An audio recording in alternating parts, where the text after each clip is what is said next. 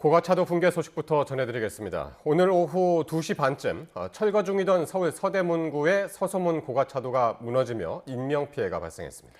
지금까지 3명이 숨졌고 3명이 다친 것으로 파악됐는데 현장에 취재기자 나가 있습니다. 송수연 기자.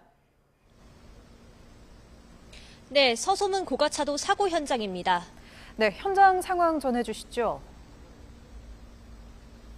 네, 제 뒤로는 노란색 출입 통제선이 걸려 있고 그 뒤로는 철근이 모두 무너진 채 마치 폭격을 맞은 것처럼 보이는 사고 현장이 있습니다. 회색 철근 막대기 여러 개가 힘없이 한쪽으로 쓰러져 있고 그나마 붙어 있는 다른 구조물도 아슬아슬하게 버티고 있는 모습입니다. 공사 현장을 가리고 있던 천은 군데군데 찢긴 채 바람에 휘날리고 있습니다. 오늘 오후 2시 반에 발생한 서소문 고가차도 철거 현장 붕괴 사고로 3명이 숨졌고 3명이 다쳤습니다. 사망자는 모두 공사 관계자였는데 60대 남성 감리단장, 60대 남성 현장관리소장, 그리고 50대 남성인 외부 전문가인 것으로 파악됐습니다. 업체는 오늘 새벽 철근 콘크리트 상판을 자르는 작업 중 상판이 2.9cm가량 주저앉자 철거 작업을 잠시 중단하고 안전진단을 벌였습니다. 숨진 안전진단 작업자들은 상판 단차를 확인하기 위해 내부로 들어갔다가 미처 대피하지 못하고 참변을 당했습니다. 예, 인명피해가 컸는데요. 사고 이후의 상황은 어떻습니까? 네, 사고 직후에는 소방차나 굴착기 등 사고 수습을 위한 차량이 투입됐지만 인명 구조 작업이 끝난 지금은 다소 한산한 모습입니다. 하지만 사고 지점 인근인 서소문로 경찰청 교차로부터 서울 아리수본부 앞 삼거리는 양방향 전면 통제가 진행되고 있습니다. 또 사고 잔해가 기찻길 위로 무너져 내리면서 서울역에서 행신역을 오가는 KTX와 서울역에서 수색역 구간 전동열차 운행도 중지됐습니다. 코레일은 고객 불편 최소화를 위해 다음날 새벽 1시 50분까지 심야 시간대 임시열차를 모두 4번 추가 운행한다고 밝혔습니다. 임시열차가 운행되는 노선은 경의중앙선 용산행과 1호선 광운대행, 인천행, 병점행입니다. 이번 붕괴 사고의 원인을 조사하기 위해 서울경찰청 광역수사단은 50여 명 규모의 전담 수사팀을 꾸려 수사에 나섰습니다. 김영은 고용노동부 장관도 현장을 찾아 긴급 회의를 열고 사고 발생 원인을 철저히 규명할 것을 지시했습니다. 지금까지 서울 서소문 고가차도 사고 현장에서 YTN 송수연입니다.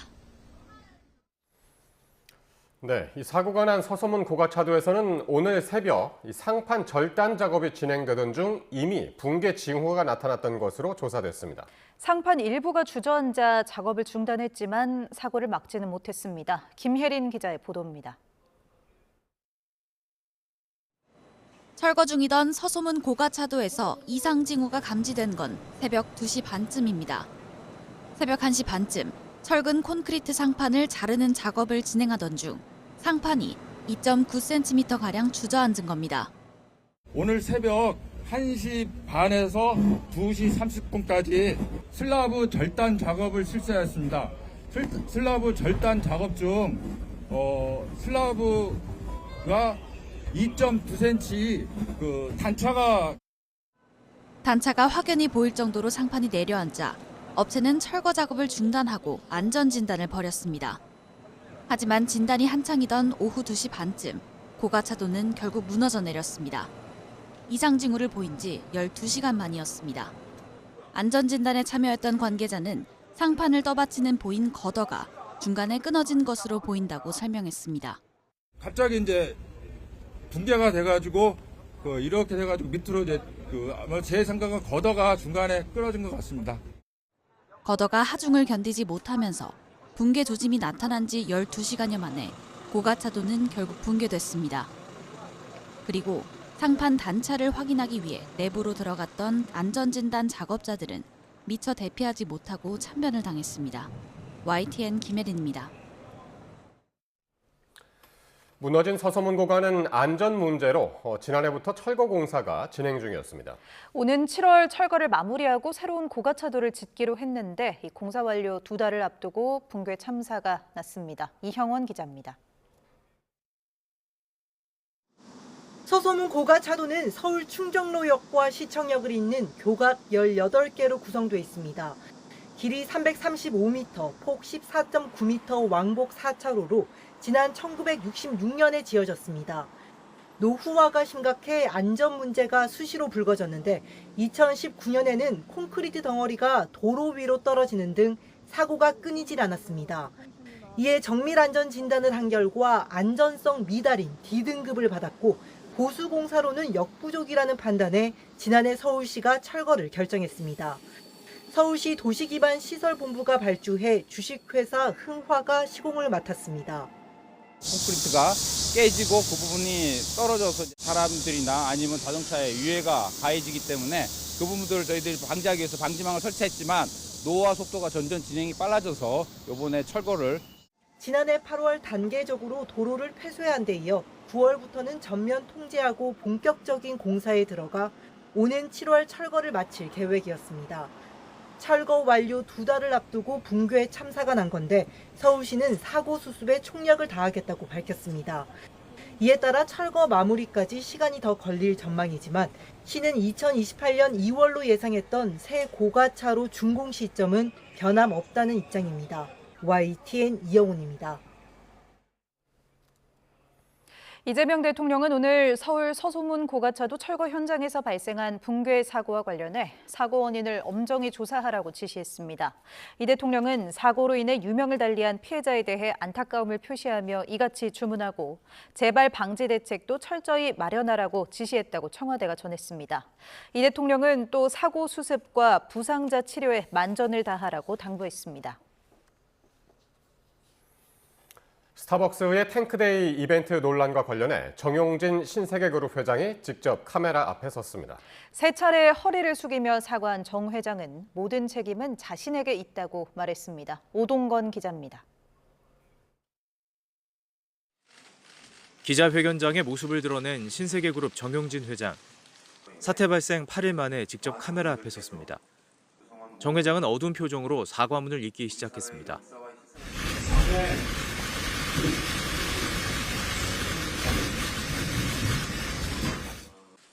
무겁고 죄송한 마음으로 이 자리에 섰다면서 5.18 민주화운동 유가족과 광주 시민에게 다시 한번 머리를 숙였습니다. 진심으로 머리 숙여 사죄드리며 여러분들의 용서를 구합니다. 정 회장은 사과문을 읽는 동안 모두 세 차례 허리를 굽혔습니다. 정 회장이 직접 모습을 드러내 사과문을 발표한 것은 2024년 3월 회장 취임 이후 처음입니다. 정 회장은 또 이번 사태를 계기로 내부 시스템과 리스크 관리 체계를 근본부터 다시 점검하겠다고 강조했습니다. 그러면서 책임은 자신에게 있다며 현장 직원들에 대한 과도한 비난만은 멈춰달라고 호소했습니다.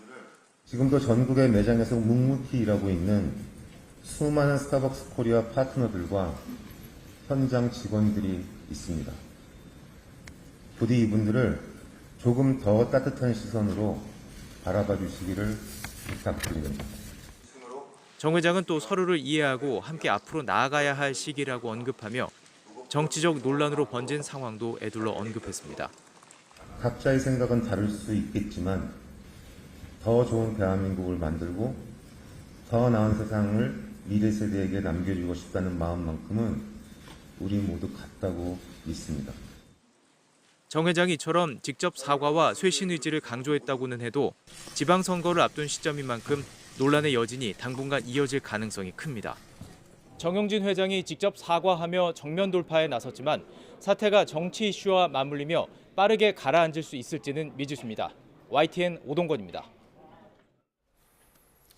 이런 가운데 신세계는 이 탱크데이 명칭은 물탱크에서 영감을 얻은 것이고 이 책상에 탁 문구는 실무자가 AI를 돌려 아이디어를 찾았다고 해명했습니다. 문제가 있으면 결제 과정에서 걸러냈어야 하는데 관행적인 검증 시스템이 무용지물이었습니다. 계속해서 차유정 기자가 보도합니다.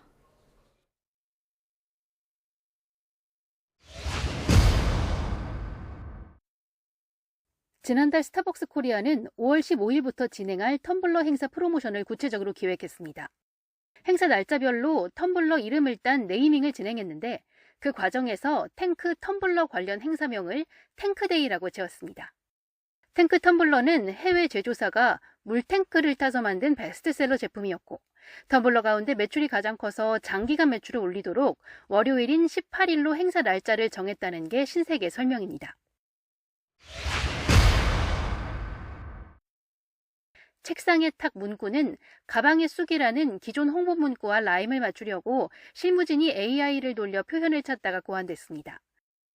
담당자들이 당시에는 5.18 민주화 운동을 전혀 생각하지 못했고 나중에야 문제가 될 수 있음을 인지했다는 게 신세계 입장. 특정인 수인 번호 아니냐는 의문이 제기됐던 용량 503ml는 17온스를 환산한 수치이며 해외에서도 동일하게 판매되고 있다고 해명했습니다. 신세계는 직원들의 부적절한 인식은 있었지만 해당 마케팅을 사전에 모의했다는 식의 고의성을 입증할 명확한 근거는 찾지 못했다고 강조했습니다. 정황만으로 현재까지 해당 임직원들의 사전 모의 등 고의성을 특정할 수 있는 단서라고 판단하기는 어려웠습니다.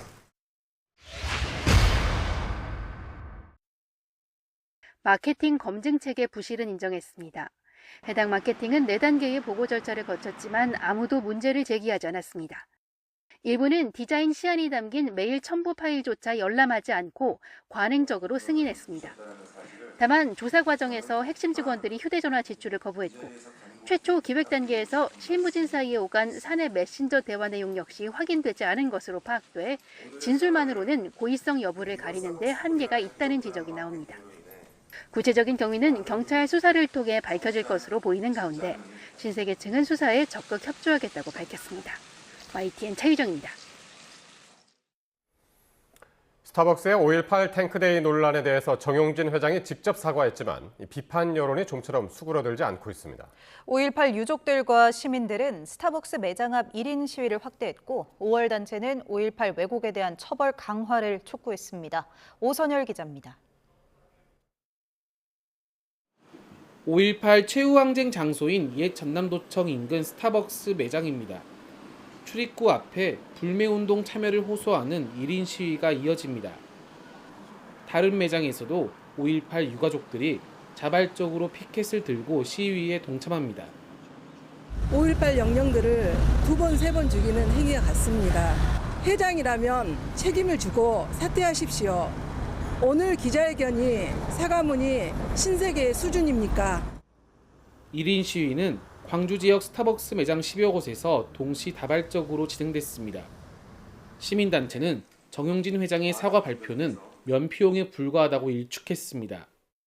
1인 시위도 좀 더 체계적으로 전국화하기 위해 노력해 나갈 생각입니다. 그리고 지금 스타벅스 본사의 재계약 취소를 촉구하는 이메일 운동. 5.18 재단과 5월 단체 회원들도 민주광장에 모여 신세계 그룹을 규탄했습니다. 5월 단체는 역사를 모욕한 빈껍데기 사과라며 정 회장의 사퇴를 강력히 촉구했습니다. 알맹이 없는 사과는 더 이상 사과가 아니라 우리는 5월의 역사를 모욕하고도 책임없이 넘어가려는 모든 행위를 끝까지 규탄할 것이다. 이와 함께 5.18 특별법 개정을 통해 역사를 왜곡한 세력에 대한 강력한 처벌이 필요하다고 호소했습니다. 그들의 왜곡, 그다음에 이런 기업체들의 이상한 마케팅, 이것이 없어지려면 보다 강력한 처벌이 이루어져. 5월 단체는 이번 주 정용진 회장을 추가 고발하고 상경 투쟁하는 방안도 검토하겠다고 밝혔습니다. YTN 오선입니다. 미국과 이란 간 협상이 막바지인 가운데 미군이 이란 남부 지역 공습을 단행했습니다. 자위권 차원의 공격이었다고 밝혔는데 양국 간 합의에 걸림돌이 될지 주목됩니다. 먼저 권준기 기자입니다. 건물 사이로 보이는 희뿌연 연기. 밤사이 이란 남부 지역에서 찍힌 사진으로 미군 공습이 이뤄진 직후로 추정됩니다. 미 중부사령부는 자위권 차원에서 이란 남부를 공격했다고 밝혔습니다. 작전 지역은 호르무즈 해협에 이란 해군 기지가 위치한 반다르 아바스. 이란의 미사일 발사 기지와 기뢰를 부설하려던 이란 선박 등이 표적이었다고 설명했습니다.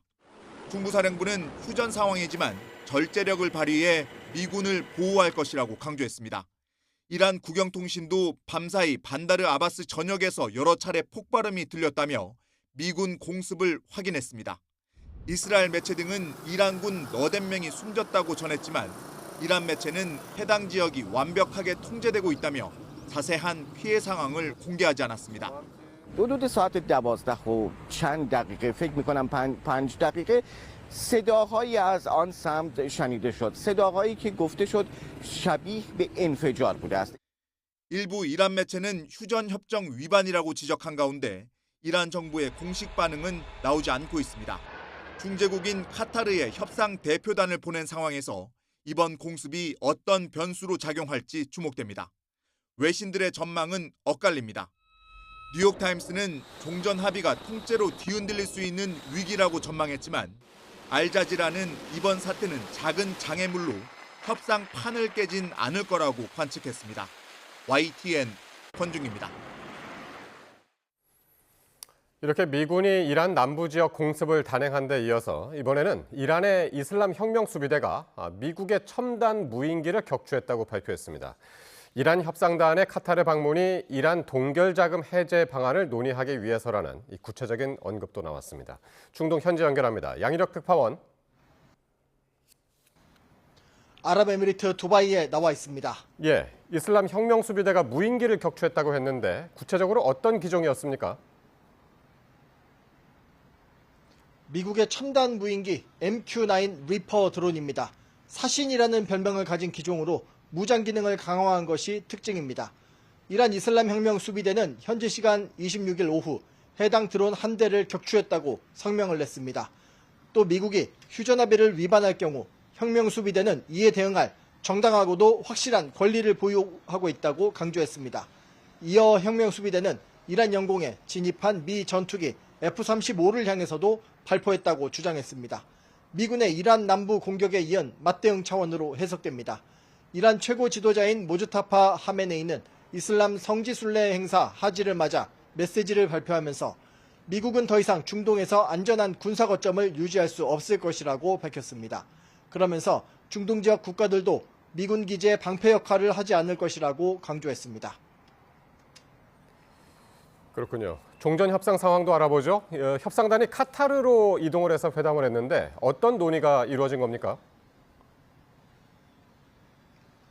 이란 반관영 타스님 통신은 이란 측 협상단과 가까운 소식통을 인용해 종전 양해각서가 체결되면 이란 동결 자산의 절반인 120억 달러, 우리 돈 18조 원을 즉시 해제해달라고 이란이 요구했다고 보도했습니다. 또 나머지 절반은 양해각서 체결 뒤 핵 문제 등을 협상하는 60일 동안 이란에 송금돼야 한다고 주장한 것으로 전해졌습니다. 이 소식통은 이란 대미 협상 단장인 갈리바프 의회 의장이 이와 관련한 논의를 위해 카타르를 방문했다고 설명했습니다. 이 소식통은 과거 한국에 묶여있던 이란 동결 자금 약 60억 달러가 2023년 카타르를 통해 이란으로 송금되던 중 가자 전쟁 발발로 다시 동결된 사례를 언급했습니다. 앞서 마코 루비오 미 국무장관도 카타르에서 몇 가지 회담이 진행되고 있다고 언급했습니다. 그러면서 현재 종전 합의문 초안에 특정 표현을 두고 많은 논의가 오가는 것 같다며 이란과 협상 문구 마련에 며칠 걸릴 수 있다고 밝혔습니다. 지금까지 아랍에미리트 두바이에서 YTN 양일혁입니다. 6.3 지방선거를 8일 앞두고 더불어민주당 정청래 대표는 하루 이동거리만 320여 킬로미터의 강행군을 펼치며 격전지 표심을 훑었습니다. 국민의힘 장동혁 대표는 공식 선거운동 시작 후 처음으로 승부처인 서울 현장 유세에 나섰는데요. 반응은 엇갈렸습니다. 권준수 기자입니다. 서울 여의도를 출발한 민주당 정청래 대표는 가장 먼저 경기 여주와 이천을 찾았습니다. 수도권에서도 보수 강세 지역들을 콕 집어 핀셋 유세에 나선 겁니다. 여주시장 단합! 손발이 맞아야 일을 잘한다며 집권 여당 프리미엄을 앞세운 정 대표는 격전지 표심을 다잡을 승부수로 이재명 정부 경제 성과를 띄웠습니다. 이재명 대통령 뽑아놓으니까 주식이 뛰기 시작해서 주식이 8천이 넘었더라고요. 3배 정도 뛰었어요. 논의가 최고입니다. 수도권 유세를 마친 정 대표는 곧이어 충북 제천과 이재명 대통령의 고향 경북 안동을 차례로 찾으며 이동거리만 320여 킬로미터 광폭 행보를 펼쳤습니다. 역시 상대적 험지로 꼽히는 곳들인데 막판 보수 결집으로 접전 지역이 느는 등 판세가 흔들린다는 위기의식에 따른 것으로 보입니다. 서울, 부산, 대구, 울산, 경남, 전북 등에서 접전이 벌어지고 있습니다. 6개의 이 접전 지역 중에서 최대한 많이 이기는 게 목표겠죠. 국민의힘 장동혁 대표는 첫 일정으로 여의도 중앙당사에서 기자간담회를 열고 이재명 정부 실정을 조목조목 꼬집었습니다. 서울 아파트값은 문재인 시절보다 더 올랐습니다. 3전 닉스 말고는 집 살 사람이 없다는 자조가 떠돌고 있습니다. 곧이어 성동과 마포 등 이른바 한강벨트를 훑으며 지원 사격을 펼쳤습니다. 공식 선거운동이 시작된 뒤 처음으로 서울 지역 현장 유세에 나선 건데 오세훈 서울시장 후보와 같은 곳을 찾았지만 거리두기 속 투샷은 끝내 무산됐습니다. 우리 오세훈 시장은 안 해도 너무 안 했어요. 일단 술 먹고 사람 패는 거 안 했어. 그리고 술 먹고 경찰 패는 것도 안 했어. 사전투표를 사흘 앞두고 나란히 보폭을 넓히던 여야 대표는 서소문 고가 붕괴 직후 일제히 유세를 멈추고 현장으로 향했는데 향후 수습 상황에 따라 활동폭도 유동적일 것으로 관측됩니다. YTN 권준수입니다. 경기 평택을 재선거에 나선 더불어민주당 김용남 후보의 대부업체 차명 보유 논란이 좀처럼 잦아들지 않고 있습니다. 국민의힘도 고발 전에 가세해 공세를 이어갔는데 5파전 구도에 어떤 영향을 줄지 관심이 쏠립니다. 김철희 기자입니다. 수원지방법원 맞은편에 터잡은 사무용 건물 10층에는 민주당 김용남 후보가 설립한 법무법인 사무실이 있습니다. 김 후보 차명 운영 의혹이 불거진 대부업체의 본점 주소 역시 같은 건물 10층입니다. 대부업체 대표가 최근까지도 김용남 후보 선거를 도와온 데다 김 후보가 운영에 개입했다는 취지의 녹취까지 공개되면서 논란은 연일 확산하고 있습니다. 김 후보 측은 그러나 사실 무근이란 입장입니다. 업체 설립과 운영, 폐업까지 모두 정상 절차를 밟았고 배당이나 급여, 수익도 1원 한 푼 받아보지 못했다고 해명했습니다. 결자해지를 촉구하는 조국 후보를 향해선 적반하장이다. 본인부터 되돌아보라고 맞받았습니다. 조국 후보께서는 22대 비례대표로 당선이 됐다가 당선 무효가 됐는데 김태우 후보하고 어떤 면에서 다름이 있는지 잘 모르겠습니다. 국민의힘 역시 공세 압류해 김 후보를 경찰에 고발했는데 진보 진영 갈등이 극대화한 틈에 보수 단일화를 노리는 분위기도 읽힙니다. 특히 자유와 혁신 황교안 후보의 부정선거 주장도 대의 앞에선 상관없다며 단일 대우를 향한 강한 의지를 드러냈습니다. 부정선거론에 대한 입장을 동의하는 쪽으로 밝혀라라고 하면 얘기는 좀 달라지겠지만 보수 의석을 찾아오겠다라는 대전제라면 뭐 그렇게 큰 무리는 없지 않을까 싶습니다. 토론회에서도 양측은 사뭇 상반된 모습이었습니다. 대부업체 등 여러 논란으로 충돌한 김용남 조국 후보와 달리 국민들이 이 말을 듣고 도저히 믿을 수 있을지 의문스럽습니다. 아니, 잠깐만 제가 그다음에 제가 더 제주도권 토론이 지금 이 충분 답변하시고 계시고요. 유이동, 황교안 후보는 상호 견제 대신 범여권 후보를 향한 공격에 집중했습니다. 보수 후보 사이 단일화가 성공하느냐는 물 건너간 것처럼 보이는 진보 진영 연대에도 막판까지 변수로 작용할 전망입니다. YTN 김철입니다. 네, 이렇게 6.3 지방선거 레이스가 종반전에 접어들면서 선거판이 각종 논란과 폭로로 혼탁해지고 있습니다. 울산시장 범여권 후보 단일화는 여론조사 공정성 시비 속 파행 위기에 놓였고 상대 후보를 향한 고발도 부지기수입니다. 이어서 박정현 기자입니다. 범여권 울산시장 단일화가 파행을 넘어 법정 다툼까지 갈 위기에 놓였습니다. 여론조사가 한창인 와중에 민주당 김상욱 후보가 뒤늦게 역선택 방지 조항이 빠졌다고 제동을 걸었고 제자리 걸음이 사흘째 이어지고 있습니다. 27일과 28일 양일에 걸쳐 특정 세력 조직적 개입을 차단할 안전장치를 마련한 여론조사 당시 단일화를 제안합니다. 진보당은 합의해놓고 돌연 중단을 선언한 건 민주당이 여론조사 기관과 내통해 불리한 결과를 전달받은 것으로 의심된다며 고발 가능성을 열어뒀습니다. 경선 중에 여론조사 결과를 확인하고 그 결과가 자기한테 불리하니까 여론조사를 중단시킨 것으로 의심될 수밖에 없거든요. 여기에 국민의힘 김기현 의원이 진보당 김 후보가 울산시장을 민주당에 양보하는 조건으로 장관급을 보장받기로 했다는 매관매직 의혹을 제기해 파장이 이어지고 있습니다. 혼전의 부산 북갑에선 무소속 한동훈 후보의 그림자 캠프 의혹이 떠올랐습니다. 한 대표 측 지지자들 쉼터가 유사 선거사무소로 운영되고 있다며 민주당이 선거법 위반으로 고발했는데 한 후보 측은 캠프와 무관할 뿐 아니라 2022년 보궐선거 당시 인천 개항을 해서 이 대통령도 캠프 차원에서 잼잼봉사단을 운영했다고 맞불을 놨습니다. 격전지가 된 전북지사 선거에선 명픽 싸움이 한창입니다. 무소속 김관영 후보가 출마 전에 이 대통령과 교감이 있었다는 취지로 언급하자 저를 대통령님이 인재영 미로로 영입을 하셨기 때문에 말씀드리는 것이 저로서는 또 도리 아니겠습니까? 민주당 이원택 후보는 펄쩍 대통령 이름 훔치지 말고 사퇴하라고 일갈했습니다. 금도를 넘어도 한참 넘은 것입니다. 청와대에 확인해 보니 펄쩍지며 사실이 아니라고 합니다.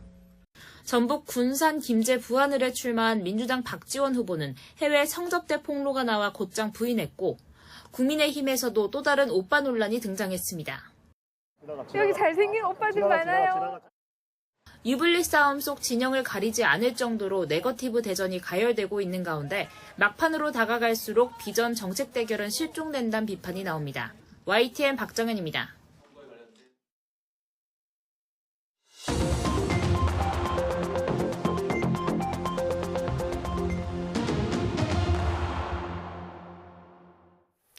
네, 6.3 지방선거가 여드레 앞으로 다가왔습니다. 서소문 고가차도 붕괴 현장에는 서울시장 후보들이 모습을 드러내는데요. 오늘 포커스 나이트 최창렬 용인대 특임교수, 박용찬 국민의힘 영등포을 당협위원장 모시고 말씀 나누겠습니다. 어서 오십시오. 안녕하세요. 예, 반갑습니다. 네, 반갑습니다. 자, 서울 서소문 고가차도 붕괴 사고로 3명이 숨졌습니다. 사고 여파로 여야는 예정됐던 선거운동 유세를 모두 중단했고 서울시장 후보들도 곧바로 현장을 찾았는데요. 관련 발언들 듣고 오겠습니다. 너무나 안타깝고 마음 아픈 일입니다. 사고에 대한 수습과 또 구조가 우선이다 이렇게 생각합니다. 책임 있는 보고를 듣고 그리고 결정하려고 합니다. 현재로서는 직무가 정지되어 있지만 현직 시장으로서 정말 깊은 책임감을 느낍니다. 이 시간 이후에 모든 선거운동은 잠정적으로 중단토록 하겠습니다.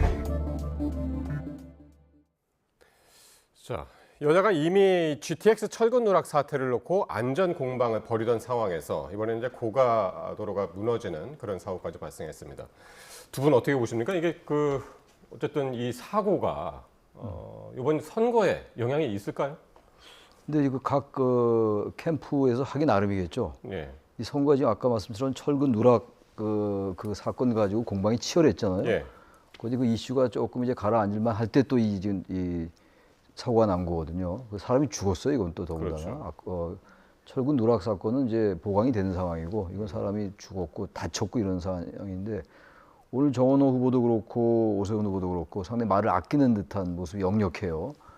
철근 누락 사건이 얼마 전인데 이걸 또 선거에 활용하려 한다면, 이용하려 한다면 당연히 그 유권자들에게 안 좋은 인상을 줄 수밖에 없죠. 그러니까 일단은 이게 원인을 가리고 사건의 어떤 그 과정이 뭔가, 결과가 뭐 이런 걸 이제 따지는 거, 이런 것들에 치중하는 것 같아서 해서 예. 그런 어떤 중도층 뭐 이런 진보 보수를 떠나서 말이죠. 선거 때 이게 터지면 이게 이슈가 될 수밖에 없지만 최대한 이거 자꾸만 정치 이슈화하려는 건 좀 자제해야 된다고 생각해요. 예. 그런 움직임이 지금 이 두 후보에 역력하게 보입니다. 그러니까 안전 이슈가 원래 정원호 후보가 핵심으로 지금 요즘 그렇죠. 많이 강조를 해왔었는데 그 이슈를 너무 과도하게 활용하면 그게 항상 역풍이 불죠. 특히 중도층에게. 특히 서울시장 선거가 초반에는 정원호 후보가 상당히 앞서가는 게 사실이었고 그런 또 이 승리하려는 전망이 지배적이었던 게 사실이었는데 지금 상당히 이게 접전 양상이에요. 지금 이런 상황 속에서 과도하게 어떤 사건을 이용하는 것처럼 비치는 거, 이건 아마 선거에 역풍이 분다 이런 판단해서 그렇게 하는 게 아닌가 이렇게 생각이 듭니다. 네. 일단. 네. 최현일 의원이 이 정원호 후보 캠프의 종합상황본부장이죠. 그렇죠. 서소문 고가차도가 붕괴된 건 오세훈 후보의 안전 불감증이 낳은 예고된 참사다. 이렇게 했다가 이거 글을 SNS에 올렸다가 바로 삭제를 했습니다. 그렇죠. 네. 이제 이런 대목이 이제 우리 좀 정치권이 성찰하고 반성해야 될 부분이다. 저는 그렇게 생각합니다. 오늘 오후에 사고가 발생하지 않았습니까? 그래서 사고 정확한 원인이 아직 밝혀지지 않은 상태에서 그 상황본부장이 최현일 의원이죠. 오세훈 안전불감증이 초래한 예고된 참사였다. 이렇게 얘기하는 건 일단 사실에 기반한, 과학에 기반한 그러한 발언으로 보기는 어렵다. 그러니까 선거용으로 이제 활용하려고 이렇게 페이스북에 글을 띄웠다가 내부에서도 이제 이건 좀 너무 도가 지나치다 이런 이제 반응이 나오면서 글을 삭제하지 않았습니까? 우리가 이제 이런 그 사고, 특히 안전사고를 정치, 더 나아가서 선거에 악용하는 그러한 모습은 지금 교수님께서 말씀하신 대로 역풍을 초래할 수밖에 없다. 그렇게 보고 있고요. 예. 또 오늘 보니까 민주당 소속의 한 서울시 의원이 오세훈 후보에게 괜히 구조 현장 혼란 주지 말고 떨어져 있기를 바란다. 뭐 이런 식으로 또 입장을 표명해서 예. 내부에서도 이제 논란을 낳았다고 하는데 어쨌든 안전사고는 사고고 선거는 선거다 해서 분리해서 생각하는 게 또 서울 시민에 대한 도리가 아닌가 그렇게 생각합니다. 예. 어쨌든 사고 직후 여야가 모두 이제 서울에서 이제 선거 운동을 중지하고 정쟁 표현 금지 지침도 내렸는데 어쨌든 상당히 극도로 신중한 태도를 보이는 건 맞는 것 같습니다. 자, 장동혁 국민의힘 대표가요. 이 공식 선거 운동 이후에 처음으로 서울 지원 유세에 나섰는데 오세훈 후보하고는 오늘 겹치지가 않았습니다. 동선이. 근데 오세훈 후보는 아무튼 장동혁 대표, 특히 이제 국민의힘 지도부가 네. 본인의 선거에 자꾸 엮이는 걸 싫어하는 기색이 역력해요. 그건 뭐 이미 보도가 많이 됐었고 또 오세훈 후보 스스로가 그런 발언도 했던 걸로 제가 알고 있는데 어쨌든 드디어 서울에 이제 그 등판을 했어요. 장동혁 대표가. 제가 볼 때는 지금 이 서울시 선거가 서울시장 선거가 다른 선거도 마찬가지긴 합니다만 특히 이게 서울시 선거는 말이죠. 이게 과거에 2022년도의 지방선거 같은 경우는 구청장은 국민의힘이 쓸었어요. 예. 또 어떤 때는 완전히 민주당이 쓸 때가 있고 이게 뭐냔 말이죠. 서울이란 그 지역의 특성은 전국에서 다 모인 거예요. 그렇죠? 대구라든지 뭐 광주라든지 이런 거하고 다른 거 아니에요? 그건 분명하단 말이에요. 그러니까 제가 이렇게 쭉 보니까 선거를 쭉 봐오면서 느낀 게 선거가 참 묘하게 말이죠. 결과가 항상 특히 총선 같은 경우 지방선거는 좀 덜한 편인데 정말로 국민들이 예측하기 어려웠던 그런 놀람을 많이 우리가 나타내잖아요. 기묘한 황금문화이다 이런 거. 제가 느낀 이런 거예요. 서울시장 선거 같은 경우는 그 선거를 규정하는 그 규정력이 좀 있다고 봐요. 선거에 반드시 있다. 그게. 전체 선거를 규정하는. 그러니까 물론 지역에 따라 달라요. 승패도 바뀌고 이렇게 합니다만. 그래서 서울시가 그런 성격을 띠는 곳이라고 좀 봐요. 특히 이제 굳이 지역으로는 충청도 같은 지역이 이제 바로미터라는 게 그런 건데, 캐스팅 보트라는 게 그런 건데 이런 상황이기 때문에 지금 현재 어쨌든 간에 지금 많이 가라앉은 것 같습니다만 어쨌든 계엄 탄핵 이런 여러 가지 그 국민의힘에게 불리한 이 구도 이슈 같은 거 이런 게 전 기류에 흐르고 있다 저변에. 그런 상황에서 어떤 장동혁 대표가 그래서 이 지금 서울에 나타나기를 꺼려하는 게 오세훈 캠프의 생각인 것 같아요 제가 볼 때. 그 생각이 맞다고 봐요. 근데 어제 오늘 이제 드디어 이제 나타났어요. 근데 당 대표가 안 올 수도 없을 겁니다. 아마 그래서 장동혁 대표가 오는데 여기 지금 이제 오세훈 후보는 나타나지 않았거든요. 아마 선거 당일날까지 오세훈 후보가 이 장동혁 대표가 어떤 나타나는 곳에 그 나오는 곳에 아마 가지 않을 거예요. 아마 특히 서울이라는 지역이 전국에서 민심이 모이는 곳이기 때문에 그런 것도 의식하는 게 아닌가 그런 이제 추론이 됩니다. 좀. 그러니까 오늘 장동혁 대표도 그 고가차도 붕괴 현장에도 갔습니다. 근데 오세훈 시장 후보도 갔었고. 근데 오 후보가 이제 먼저 가면서 둘이 이제 그 만남이 이루어지지 않았었고. 그렇죠. 그런데 이제 현장에서 이런 얘기도 나온다고 그래요. 자칫 당내 분열로 보일 수 있다. 그런 우려도 있다고 하던데. 그렇죠. 그게 또 사실 뭐 부인할 수 없는 현실이죠. 그런데 이제 오세훈 후보도 말씀하시길 전략적 역할 분담이다. 그렇게 좀 봐줬으면 좋겠다 하는 입장이고요. 그리고 이제 이 지방선거라고 하는 건 그 지역에 출마한 후보들의 어떤 철학, 기조, 전략, 전술 이런 부분을 당 대표가 존중해줘야 됩니다. 서울을 가장 잘 아는 사람이 물론 장동혁 대표가 당 대표이긴 하지만 서울을 가장 잘 아는 사람은 오세훈 후보 따라갈 자가 없다. 따라서 오세훈 후보가 간절하게 원하는 어떤 철학적 기조, 인식의 지평 하에서 전략과 전술을 세우는 게 그게 자연스럽고 또 매우 효능감이 높은 그러한 결과를 초래할 수 있다. 저는 그렇게 보고 있습니다. 오세훈 후보 캠프의 전략을 당대표도 따를 필요가 있다 말씀하셨고요. 자, 부산 북갑으로 가볼 텐데요. 여기서 오늘 또 오빠 발언 논란이 불거졌습니다. 영상 먼저 보고 말씀 나누겠습니다. 잘 부탁드리겠습니다. 잘 부탁드리겠습니다.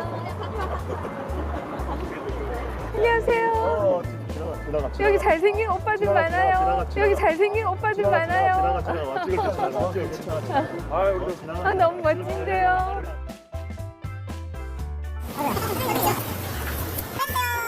여기 정우 오빠. 오빠 해보여. 오빠 해봐요. 아유.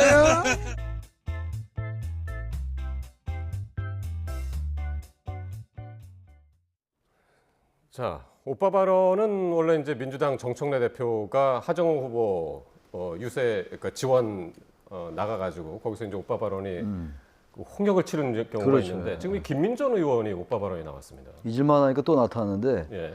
하정우 후보 때 얘기가 있었던 거 아니에요? 정청래 대표하고. 근데 그때 그냥 오빠라고 불러봐 이런 거였잖아요. 이건 잘생긴 오빠. 이번에는 한 걸음 더 나간 거예요. 참 왜들 이런지 모르겠어요. 그렇게 아니 지난번에 그래서 뭐 저기 하정우 후보를 비판하는 그 국민의힘 측에서 얘기가 별 얘기 다 나왔던 거 아니에요? 그건 뭐 국민의힘뿐만이 아니라 뭐 성인지 감수성 얘기도 나왔고 뭐 공감 능력 얘기도 나왔고 여러 비판이 있었어요. 예. 특히 선거라는 게 여러 가지 이슈도 있고 말도 있고 설화도 있고 이런 거 아니에요? 구도도 있고 인물도 있고 다 변수인데 어쨌든 선거가 다가오면서 제일 조심해야 될 게 말이에요, 말. 예. 이게 직접적이거든요. 근데 이게 선거 초반 같으면 이게 또 이슈가 생성됐다가 생산됐다가 또 소멸되고 또 다른 이슈가 나타나고 이렇게 되니까 만약 시간이 있어요. 점점 이제 시간이 얼마 안 남으면 그 새로운 이슈가 그걸 덮기가 어려워진다고요. 예. 특히 이제 지난번 오빠 발언이 한번 오빠 문제 가지고 이 논쟁이 있었기 때문에 이건 정말 조심해야 되는 건데 김민전 의원이 왜 저렇게 얘기를 했는지 모르겠어요. 물론 도와준다고 하는 건데 그 후보들 제발 좀 도와야 되는데 당대표도 그렇고 왜 의원들이 와서 왜 자꾸만 쓸데없는 짓들을 하냐고요. 오늘 해명을 이렇게 했습니다. 여학생들이 유튜버와 청년들 사이에 끼어서 지나가지 못하고 있길래 편하게 지나가라는 뜻에서 한 이야기였다. 그 얘기는 더 하지 말았어요. 예. 그 이제 취지는 그러니까 그 김민전 의원 입장에선 박민식 후보를 오빠라고 불렀던 건 지칭했던 건 아니다. 그러니까 거기에 그 길을 뭐 이렇게 같이 가로막고 있던 20대 일행들이 한 10명이 그러니까 정도 그 유튜버 있었다는 지금 거죠. 화면으로만 예. 봐도 저 흰 옷을 입고 있는 그 그렇죠. 친구들이 예. 이제 그 유튜버나 젊은 청년들로 여겨지는 예. 일행들이 보이는데 예. 제작진이네요, 그러니까. 아마 그럴 겁니다. 그래서 20대 청년들이 있었기 때문에 이제 오빠라는 표현을 사용했다 그렇게 말씀하시는데 그럼에도 불구하고 잘생긴 오빠 표현은 적절하지 않았다 그렇게 볼 수밖에 없고요. 그래서 정청래, 하정우 두 사람의 오빠 발언 이어서 이제 제 2탄이 나온 건데 아마 우리 정치권에서 이제 오빠 금지령을 좀 내려야 되지 않을까. 근데 저는 차라리 이게 사과하는 게 나아요. 예. 누가 봐도 물론 이걸 또 적절한 발언이라고 얘기하는 사람이 있을지 모르겠습니다만 보편적이고 객관적으로 볼 때 적절하지 않잖아요, 발언 자체가. 그러니까 지금 이슈가 되고 있는 거 아니에요, 여기서 이 대담에서도. 그럼 이게 사과를 깨끗이 하면 되는 거예요. 사과해야지. 이게 말이 됩니까? 여학생들 유튜브와 청년들 사이에 끼어 지나가지 못하니까 편하게 지나가라고 한다고요? 이게 말이 돼요? 이러니까 정치가 자꾸만 국민들로부터 일반인들로부터 불신을 받는 거예요. 내가 잘못했다. 생각이 짧았다. 그렇게 얘기를 해야죠. 이게 말이 되나? 논리적이지도 않고 인과관계도 안 맞고 더 비판받는 거죠. 부산 북갑이 상당히 이제 그 화제가 되는 영상들이 많은데 잘 기억하시겠죠. 신동욱 최고위원이 또 가가지고 하정우 화이팅 이걸 외쳐가지고 또 논란이 됐었는데 이게 신동욱 최고위원이 오늘 그랬습니다. 경쟁 후보 격려도 못하냐 라면서 이제 그 한동훈 후보 측을 겨냥해서 이제 이야기를 했는데 상당히 이제 특히 이 북갑 선거에서 정책 경쟁보다는 말 한마디, 장면 하나하나가 계속 이제 충돌의 화제의 중심이 되고 있단 말이죠. 그건 어떻게 보세요? 지금 이제 가장 뜨거운 격전지 아니겠습니까?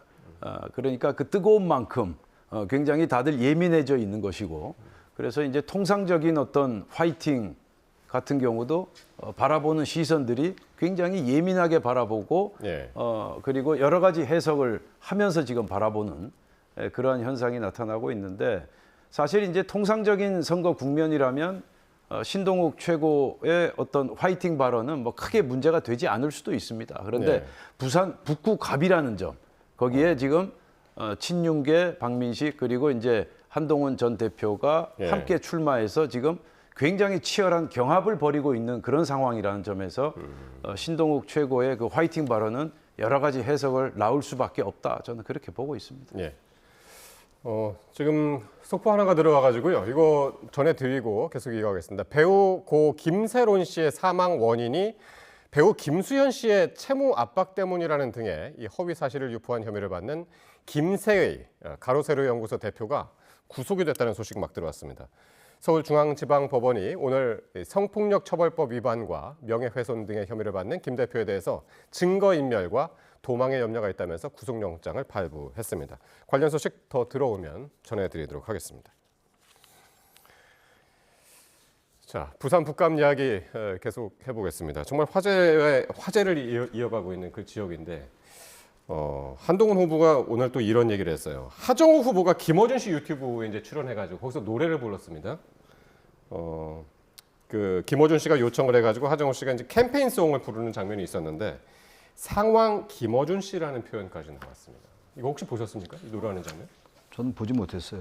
보지 못했는데 전화 인터뷰였는데 거기서 노래를 하더라고요. 글쎄요. 근데 이거 좀 기사에서 봤는데 김어준 씨가 이 여권에서 상당히 영향력 있는 방송인 이상의 지금 지위를 가지고 있는 건 다 우리가 익히 알고 있는 거 아니에요? 그렇게 인식돼 있는 건데 하정 후보로서는 안 나가기 어려웠을 거예요. 저는 이럴 때 말이죠. 하정 후보의 입장에서 제가 본다면 하정 후보가 자기가 독특하게 좀 자기의 정체성을 가지고 선거 전에 임했으면 좋겠다는 생각이 좀 들어요.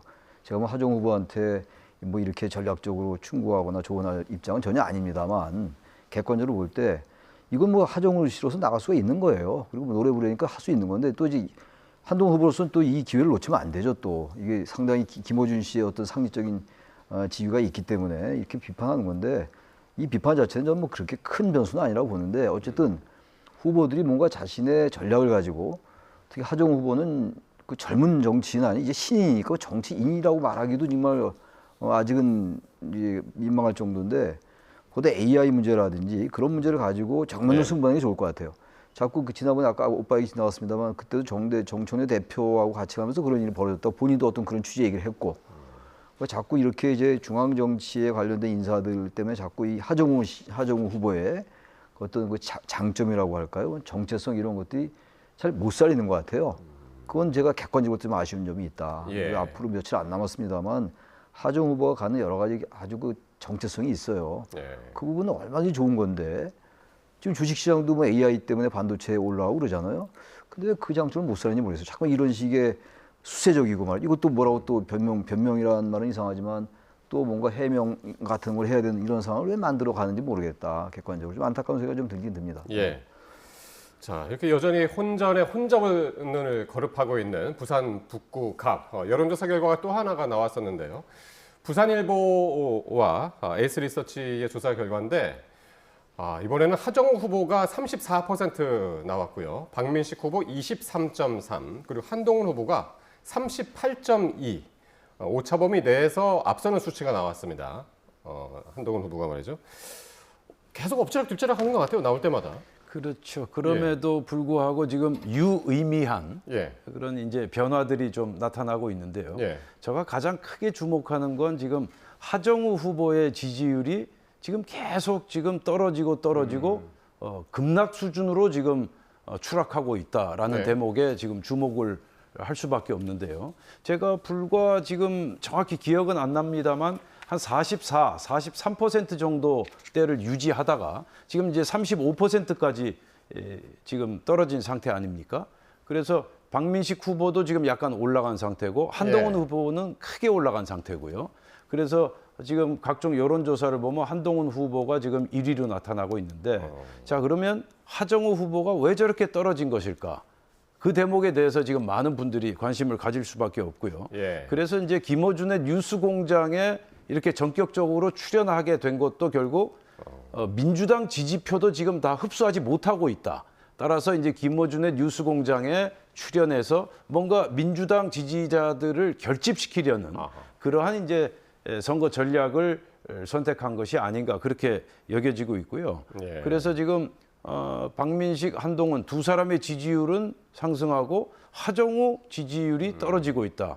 상당히 뭐 선거 공학적으로 보면 무척 재미난 흥미로운 어떤 그런 변화라고 볼 수 있는데 어쨌든 조금 말씀하시죠. 며칠 더 지켜봐야 될 것 같습니다. 어쨌든 그 한동훈 후보의 지지율 상승세가 어쨌든 계속 눈에 띄는 건 사실인 것 같은데 그런데 민주당은 물론이고요. 이 하정우 후보랑 박민식 후보 모두 이 여론조사 결과를 좀 깎아내리는 그런 모습인 게 박민식 후보는 여론조사 표본이 오염됐다라고 주장하기도 했습니다. 저는 그런 태도는 적절치 않아 보여요. 지금 이 여론조사 결과가 워낙 수치가 차이가 많이 나는데 그렇다고 해서 여론조사 자체에 문제 제기하는 것은 자신이 없는 후보처럼 보이기 때문에 이 여론조사가 이건 분명히 인식해야 돼요. 여론조사라는 게 수치도 수치입니다만 그 하나의 추세 같은 것들이 있어요. 추이라는 게 그게 분명히 있기 때문에 흐름이라는 게 있기 때문에 흐름을 보는 거 아니겠어요? 우리가 지금 여론조사가 엄청 많이 나오고 있어요. 지금. 그리고 어떤 경우는 우리가 익히 들은 여론조사 기관도 있습니다만 그렇지 않은 업체도 많이 나오더라고요. 그것도 그 업체의 조사를 우리가 폄하할 수는 없는 거죠. 그리고 여론조사라는 게 어떤 경우는 ARS가 있고 또 전화 면접이 있는 경우도 있고 또 표본의 숫자가 작은 경우도 있고 또 어떤 이슈가 있을 때 그게 반영되는 여론조사가 있고 그렇지 않은 여론조사가 있고 이래요. 그러니까 모든 걸 우리가 평면적으로 볼 수는 없는 건데 분명해 보이는 건 하나의 흐름은 한동훈 후보가 지금 하정우 후보를 이기는 거라든지 이런 게 좀 나타나기 시작했어요. 지금. 어떻게 보면 보기에 따라서는 하정우 후보가 좀 정체를 보이는 것 같고 그리고 전 박민식 후보는 점 표가 이탈하는 것 같아요. 전반적인 느낌이 말이죠. 이런 상황이기 때문에 이거를 그냥 표본이 문제라든지 이런 식으로 얘기하는 후보 자체가 그건 제3자가 여론조사 전문가가 이렇게 얘기하면 몰라도 후보 본인이 얘기하는 건 그렇게 썩 그렇게 득표에 도움되지 않는다. 그렇게 말씀드립니다. 자, 이런 가운데 박근혜 전 대통령이 내일 부산을 찾습니다. 부산 북갑에도 갈지 안 갈지 모르겠으나 어쨌든 최근에 대구에 갔었고요. 그리고 충청에 갔었고 내일은 이제 부산, 울산, 경남, 불경 지역에 찾아가고요. 강원 지역도 이제 찾아간다고 그 이야기가 나오고 있는데 원주도 가나 보죠. 자, 이런 움직임, 행보 어떻게 보시나요? 이제 박근혜 전 대통령께서 그야말로 작심을 한 거죠. 이번 선거에서 본인이 확실한 역할을 해야 되겠다. 그래서 본인의 어떤 정치적 위상이 먹힐 수 있는 곳을 지금 차례차례 지금 방문하고 있지 않습니까? 대구 갔죠. 그다음에 충청도 가고 다시 부울경 찍고 그다음에 이제 강원도로 간다는 거 아니겠습니까? 그래서 또 그 현장에 있는 후보들도 박근혜 전 대통령을 방문해 주기를 지금 간절히 원하고 있고요. 그래서 박근혜 전 대통령의 역할이 먹힐 것인가 하는 그런 부분이 지금 최대 관심사 아니겠습니까? 그런데 그건 케이스 바이 케이스다. 저는 그렇게 보고 있고요. 예를 들어서 뭐 대구나 부산, 즉 경상도 지역에서는 박근혜 전 대통령의 어떤 정치적 영향력 또 박근혜 전 대통령의 어떤 그 정치적 효과 이런 게 상당히 통할 수가 있겠고요. 그러나 이제 또 다른 지역에 가면 과연 박근혜의 효과가 과연 먹힐 수 있겠는가? 그 부분은 저도 솔직히 잘 모르겠습니다. 예를 들어서 박근혜 전 대통령이 서울이나 수도권에 오신다 그랬을 경우에 과연 수도권 후보들 뭐 예를 들어서 오세훈 후보가 어떻게 반응할 것인가 솔직히 잘 모르겠고요. 일단은 영남권 지역에선 상당히 그런 대로 소기의 효과를 거둘 수 있지 않을까 그렇게 전망하고 있습니다. 워낙 종횡무진으로 지금 이제 행보가 있다 보니까 마치 선대위원장 같다 그런 얘기도 나오더군요. 저는 이제 이런 거를 역사의 퇴행이라고 저는 규정을 합니다. 저는 아예. 대구 같은 경우는 아주 100번 양보해서 정치라는 게 현실이고 정치공학이라는 게 있는 거니까 또 자신의 어떤 고향이기도 하고 충청도 마찬가지고 옥천 같은 경우가 어머니의 고향이니까 유경수 여사의. 그런데 이게 지금 보니까 대구, 충청, 부산, 울산, 경남 그 완전 2012년도 선대 본인 후보 같아요. 그 전 도저히 이해가 안 가고 지금 이 선거에서 지금 왜 국민의힘이 불리한 거죠? 계엄 탄핵 때문이 아니겠어요? 내란 프레임이라는 게 거의 지금 사라졌다고 하지만 그게 기류에 깔려있다고 제가 항상 말씀을 드리는 건데 박근혜 전 대통령은 탄핵으로 물러난 대통령이에요. 본인이 자숙해야죠. 형을 20년 이상 받고 나서 사면된 다음에 자숙하고 자중해야 되는 것이고, 근데 지금 선거 여왕이라는 과거의 그 어떤 그 얘기에 그 이름에 지금 스스로가 매몰되어 있는 건지 도취되어 있는 건지 자신의 정치적 명예를 회복하고 싶은 건지 모르겠으나 대한민국의 헌법 절차에 따라서 탄핵된 대통령입니다. 그걸 또 뭐 억울하게 보는 사람은 또 보는 거고 각자의 네. 생각이 다른 건데 선거 이렇게 아까 종횡무진이라 말씀하신 이거 종횡무진이잖아요. 이건 제가 볼 때 저도 선거공학적으로 분석한다면 전망한다면 이건 아주 국민의힘에게는 다른 지역에도 그 지역은 모르겠어요. 특정 지역은 모르겠는데 다른 지역의 중도층에게는 역풍으로 다가갈 것이다. 이건 절대 국민의힘에게는 국민의힘에게 선거 전체로 볼 때 절대로 호재는 아니다. 저는 그렇게 생각합니다. 예. 자, 마지막으로 전북지사 선거 지역으로 가보겠습니다. 전북이 지금 심상치 않습니다. 일부 여론조사에서 김관영 무소속 후보가 이원택 민주당 후보를 오차범위 밖에서 앞서는 결과가 나왔습니다. 새전북신문 조사 결과인데 김관영 후보가 47.3이고요. 이원택 후보가 48.7. 예, 38.7. 오차범위 밖에서 지금 김관영 후보가 앞서네요. 민주당이 지금 비상이던데요. 완전 초비상이죠. 예. 민주당 텃밭에서 민주당 후보가 무소속 후보에게 밀리고 있다. 그것도 오차범위 밖에서 밀리고 있다. 정말 이례적인 현상이고요. 그리고 어젠가요? 오늘인가요? 그 민주당 정청래 대표가 민주당 텃밭인 전주에서 정말 있을 수 없는 수모를 당하지 않았습니까? 그러니까 이제 유세 도중에 전주에서 피켓 시위를 하던 일군의 전주 시민들에게 기습 시위를 당하는 그러한 양상도 벌어지지 않았습니까? 그래서 이 같은 현상이 어떤 특정 세력의 어떤 조직적인 움직임인지 아니면 전주 전체 유권자들의 민심인지 그 부분은 좀 더 들여다봐야 되겠지만 그러나 저 여론조사 결과를 보게 되면은 지금 전주 전체의 민심이 지금 굉장히 요동치고 출렁이고 있다라는 점은 거의 분명해 보이고요. 결국 이제 공천 과정에 대한 어떤 정당성 문제, 그 문제가 크게 작용한 것 같은데 김관영 후보 같은 경우는 전략도 굉장히 좋은 것 같아요. 오늘 아침에 라디오 프로그램에 나와서 본인이 이재명 대통령에게 직접 전화를 해서 무소속으로 출마할 수밖에 없는 불가피성을 설명했다. 자, 이렇게 하니까 이원택 후보 측에서 김관영 후보 왜 이재명 대통령 이름을 파느냐 또 이렇게 이제 서로 설전을 벌이기도 하고 있고요. 어쨌든 지금 전주시장 선거는 정말 앞으로 예측 불허의 상태다. 저는 그렇게 보고 있습니다. 민주당에서는 절대 지면은 안 되는 지역, 밀리면 안 되는 지역 중에 하나로 전북 지역을 꼽고 있더라고요. 근데 지금 밀린단 말이에요. 그러니까 이원택 후보는 민주당 후보고 김관영 후보는 민주당 후보가 아니에요 지금. 민주당 소속으로 지사가 됐었습니다만. 그러니까 이제 정청래 대표로서는 특히 민주당의 정 대표로서는 말이죠. 이건 반드시 이겨야 되는 선거예요. 그러니까 이게 선거 이후에 대표 연임과 연결되는 정치 구도와 관련된 것이기 때문에 더욱 치열한 거고 또 특히 호남에서 민주당의 공천을 받은 후보가 떨어졌다, 낙선했다. 이건 또 다른 문제예요. 그래서 아무리 김관영 후보가 민주당 소속이었다 하더라도 두 가지가 겹쳐 있는 것 같아요. 저는 그래서 저 호남 지역이기 때문에 저는 결국은 이원택 후보가 좀 유리하지 않을까 생각은 들어요. 김관영 후보로서는 억울함이 많이 있겠습니다만 공천을 누가 받았느냐가 역시 호남 유권자들에겐 중요한 변수로 다가오지 않을까. 어쨌든 정청래 대표로서는 이원택 후보가 지는 게 본인에겐 대단한 악재다. 뭐 선거 이후에 어떤 대표 연임 구도 관련해서 그렇게 말씀드립니다. 알겠습니다. 이번 이제 전북지사 선거 요 이야기할 때 우리 전주시장으로 저희가 이제 잘못 얘기한 부분이 있었는데요. 그거는 정정을 하겠습니다. 시청자 여러분의 양해 부탁드리겠습니다. 네, 지금까지 최창렬 용인대 특임교수 그리고 박용찬 국민의힘 영등포을 당협위원장과 말씀 나눴습니다. 고맙습니다. 네, 수고하셨습니다.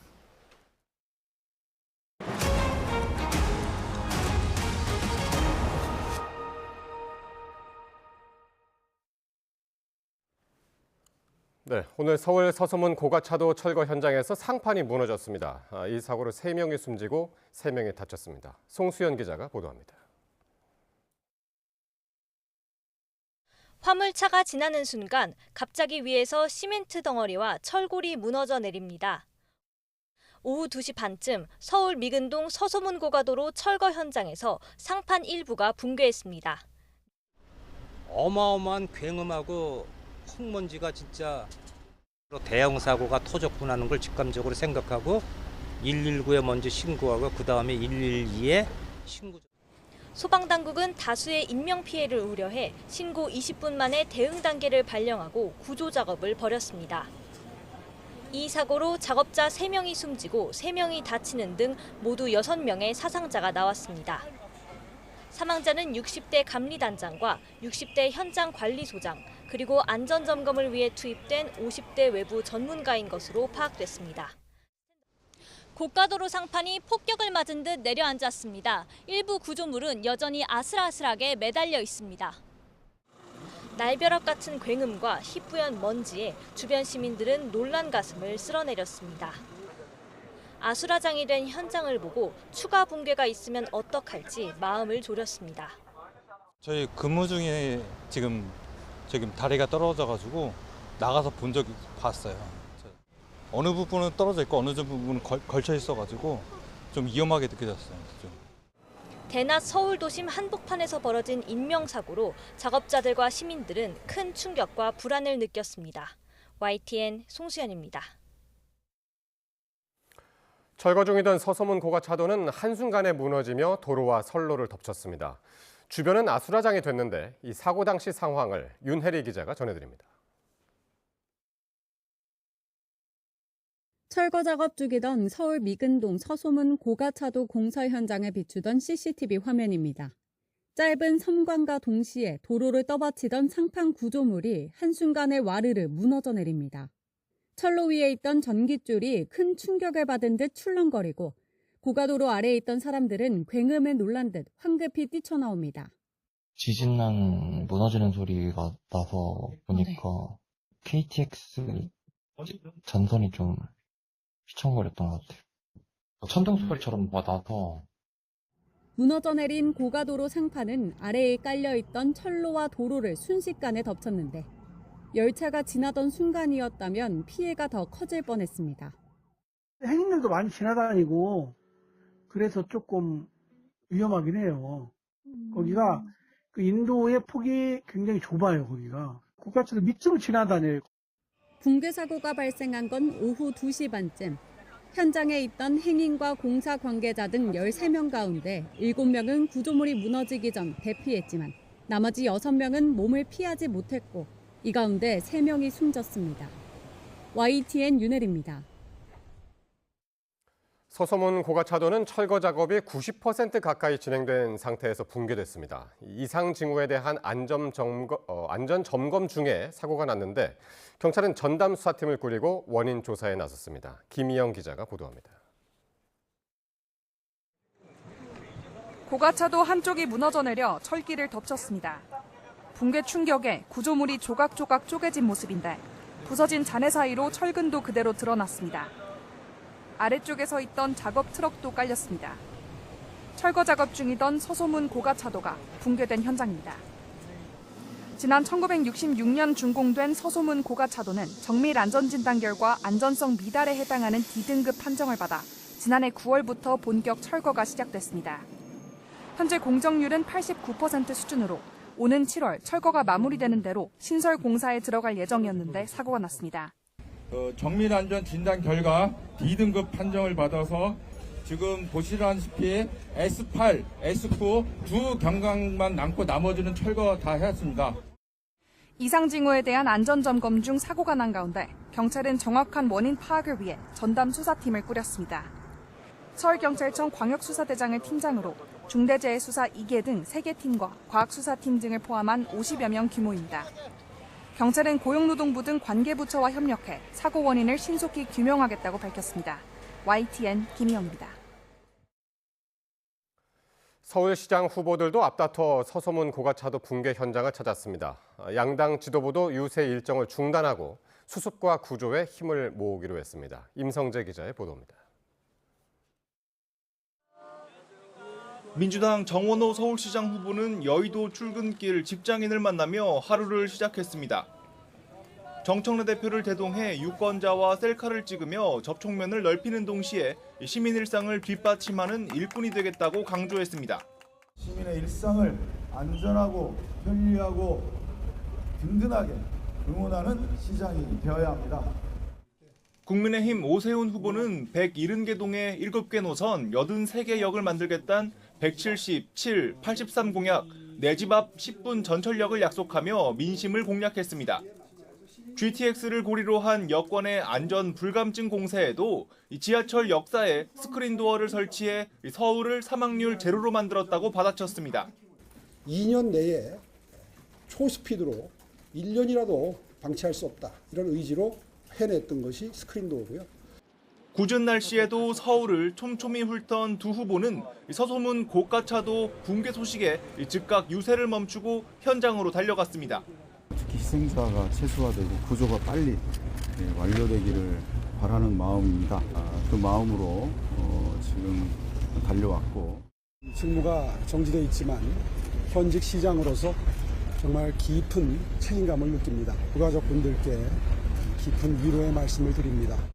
민주당 정청래 대표도 경북 안동에서 곧장 상경해 사고 현장을 찾았고 국민의힘 장도혁 대표도 마포 유세를 마치고 실시간 상황을 점검했습니다. 여야 모두 과도한 율동과 로고송을 자제하는 차분한 유세를 공지했고 동시에 정쟁성 표현이나 자극적 발언도 금지하는 기강 단속에 나섰습니다. 이런 가운데 민주당 최현일 의원은 이번 사고가 오세훈 후보의 안전 불감증이 낳은 예고된 참사라는 SNS를 올렸다가 빠르게 삭제했고 국민의힘 박강수 마포구청장 후보는 마포는 4년 동안 단 한 건도 큰 안전사고가 발생하지 않은 걸 자랑하고 싶다고 발언해 빈축을 샀습니다. YTN 임성재입니다. 네, 남해안과 제주도를 중심으로는 여름철처럼 강한 비가 쏟아지고 있습니다. 특히 남해안 지역은 새벽까지 비바람이 몰아치겠는데요. 기상센터 연결해서 자세한 날씨 더 알아보겠습니다. 이혜민 캐스터. 네, 기상센터입니다. 네, 현재 비 상황 어떤가요? 네, 현재 내륙에는 산발적으로 비가 내리고 있지만 남해안과 제주도에는 강한 비구름이 지나고 있습니다. 어제부터 비가 내린 제주 산간에는 350mm가 넘는 폭우가 기록됐는데요. 레이더 영상을 보면 밤이 된 지금은 동쪽으로 비구름이 빠져나가면서 빗줄기가 약해졌고요. 호우특보도 해제됐습니다. 반면 남해안 지역은 여전히 강한 비구름이 발달해 있습니다. 노란색의 비구름이 보이실 텐데요. 호우특보가 내려진 가운데 앞으로 비는 남해안 지역에 집중되겠습니다. 남해안과 지리산 부근에는 내일 새벽까지 시간당 최대 50mm의 폭우가 집중되겠고요. 초속 20m 이상의 돌풍도 몰아치겠습니다. 시설물 붕괴 그리고 저지대 침수 등 안전사고에 주의하셔야겠습니다. 네, 그런데 거기다 이 비의 양도 매우 많다고요? 네, 그렇습니다. 내일까지 남해안과 지리산 부근에는 100mm 이상의 호우가 쏟아지겠는데요. 아직 5월이지만 한여름같이 많은 비가 퍼붓겠습니다. 서울 등 내륙 지역에도 10에서 80mm의 비가 올 텐데 지역별로 강수량 차이가 크겠습니다. 비는 내일 오전에 서쪽 지역부터 차츰 그치겠습니다. 다만 수도권 지역은 오후에 빗방울이 떨어지는 곳이 있겠습니다. 내일 낮 기온은 오늘보다 3에서 7도가량 낮아지겠습니다. 서울 23도, 대구도 23도, 광주 27도, 대전 26도로 예상됩니다. 지금까지 기상센터였습니다. 네, 제주에는 호우특보와 함께 강풍특보까지 내려지며 피해가 발생했습니다. 오늘 정오쯤 제주시 영평동에서는 강풍에 나무가 쓰러지고 남원읍에서는 폭우에 도로가 침수되는 피해가 나 소방당국이 안전조치했습니다. 한라산 진달래밭에는 어제부터 이틀 동안 300mm가 넘는 많은 비가 내렸고 서귀포시 등 남부 지역을 중심으로도 곳에 따라 100mm가 넘는 강우량을 기록했습니다.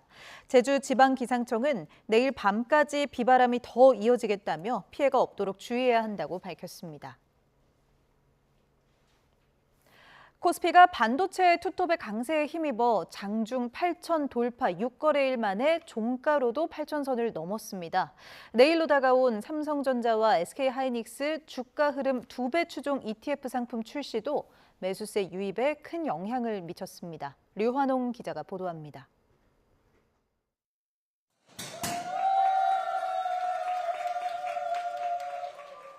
코스피가 8천 돌파 6거래일 만에 8천을 훌쩍 넘겨 8,040선에서 마감했습니다.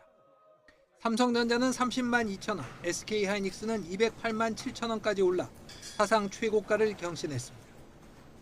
밤사이 뉴욕 증시가 메모리얼 데이로 휴장했지만 주말 사이 미국과 이란 간 협상 기대감에 국제 유가와 미국 국채 금리가 하락하면서 반도체주 중심으로 투자 심리가 살아났습니다. 8,000피 달성에는 27일부터 출시하는 삼성전자와 SK하이닉스 주가 흐름을 2배로 추종하는 ETF 상품 영향도 컸습니다. 투자 전 의무로 이수해야 하는 사전교육 신청자는 이미 10만 명을 넘어섰습니다.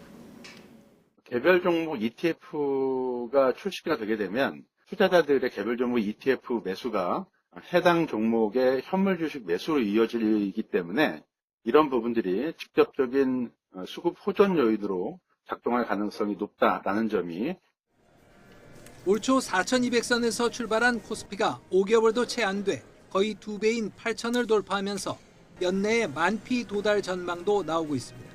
우리가 보통 이제 이익 대비해서 주가가 몇 배냐를 PER로 계산하는데 우리나라 30년 평균 PER이 한 9.8배 정도 되는데 지금 그걸로 계산하면 한 9,800포인트 정도가 나옵니다. 그래서 지금 최근에 10,000포인트 얘기도 나오는 건 국민성장펀드 자금 유입 기대에 지난 22일 5% 급등했던 코스닥도 1% 오른 1,171로 마감했습니다.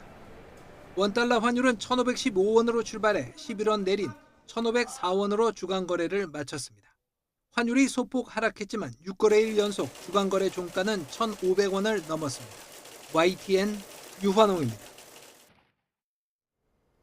이재명 대통령은 최근 원달러 환율이 1,500원을 넘어선 주요 원인으로 외국인이 국내 주식을 팔아 달러로 바꿔가는 수요를 꼽으며 주가가 안정되면 고환율 현상도 멈출 것으로 전망했습니다. 김용범 청와대 정책실장의 3고는 성공 비용이라는 발언을 놓고 논란이 이어지자 진화에 나선 것으로 보입니다. 강진원 기자의 보도입니다. 고금리, 고물가, 고환율은 한국 경제가 도약하는 과정에서 수반되는 성공 비용이란 김용범 실장의 SNS 글 파장이 계속되는 가운데 열린 국무회의. 이재명 대통령은 최근 고환율의 배경으로 외국인의 국내 주식 매각 대금 환전 수요를 지목했습니다. 지금 1,500원이 넘었잖아요. 네. 근데 그 주요 원인 중에 하나가 외국인이 어쨌든 주식을 팔아서 그걸 달러로 바꿔서 나가는 수요가 꽤 있을 것 같아요. 가격이 급등한 국내 주식의 차익 실현과 보유자산 비중 조정 과정에서 달러 수요가 증가해 원달러 환율을 끌어올렸다는 의미로 풀이됩니다. 이 대통령은 흑자를 이어가고 있는 경상수지까지 거론하며 일정 기간이 지나 주가가 안정되면 환율 역시 진정될 거로 내다봤습니다.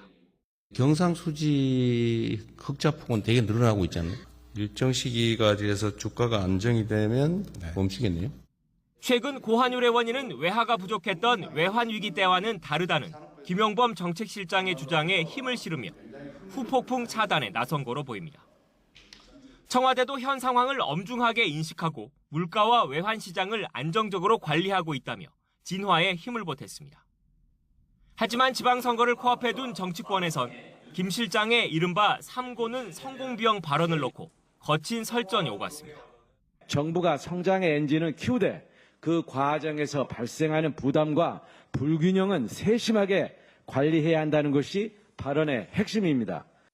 먹고 살기 힘든 것은 성공의 비용이니 인식의 틀을 바꾸라고 합니다. 이 얼마나 오만한 발상입니까? 보수야당은 한 발 더 나가 김 실장을 즉각 경질하고 경제정책을 원점에서 전면 재점검하라며 압박 수위를 높였습니다. 고금리, 고물가, 고환율 등 여권에 불리한 이슈를 쟁점화해 표심을 파고들려는 전략으로 분석됩니다. 이런 가운데 이 대통령은 해수부와 HMM에 이어 다른 공공기관과 기업의 신속한 추가 이전을 주문하는 등 동남권 투자 의지를 거듭 밝혔습니다. YTN 강준원입니다. 삼성전자 임금 협상 잠정 합의안에 대한 조합원 찬반 투표가 막바지로 접어들었습니다. 합의안 가결에 무게가 실리고 있지만 비반도체 부문 노조가 법원에 투표 중지 가처분을 신청하는 등 내부 갈등은 전면전으로 치닫고 있습니다. 박기환 기자의 보도입니다. 삼성전자 최대 노조인 초기업 노조의 임금 협상 잠정 합의안 투표율은 마감을 하루 앞두고 이미 90%를 넘어섰습니다. 투표권자 5만 7천여 명 가운데 5만 1천여 명이 표결을 마쳤고 2대 노조인 전국 삼성전자 노조 역시 투표율 80%를 돌파했습니다. 투표권자 대다수가 억대 성과급을 받게 되는 반도체 사업 부문 소속으로 가결 조건인 과반 찬성은 무난히 달성할 것으로 예상됩니다. 하지만 100배까지 벌어진 삼성전자 내부 성과급 격차는 직원들 간의 갈등을 전면전으로 내몰았습니다. 가전과 모바일 등 완제품 DX 부문이 중심인 동행노조가 결국 법적 공방을 선언했습니다. 투표권 박탈을 문제 삼은 데 이어 진행되고 있는 찬반 투표 절차 역시 멈춰달라고 요구한 것입니다.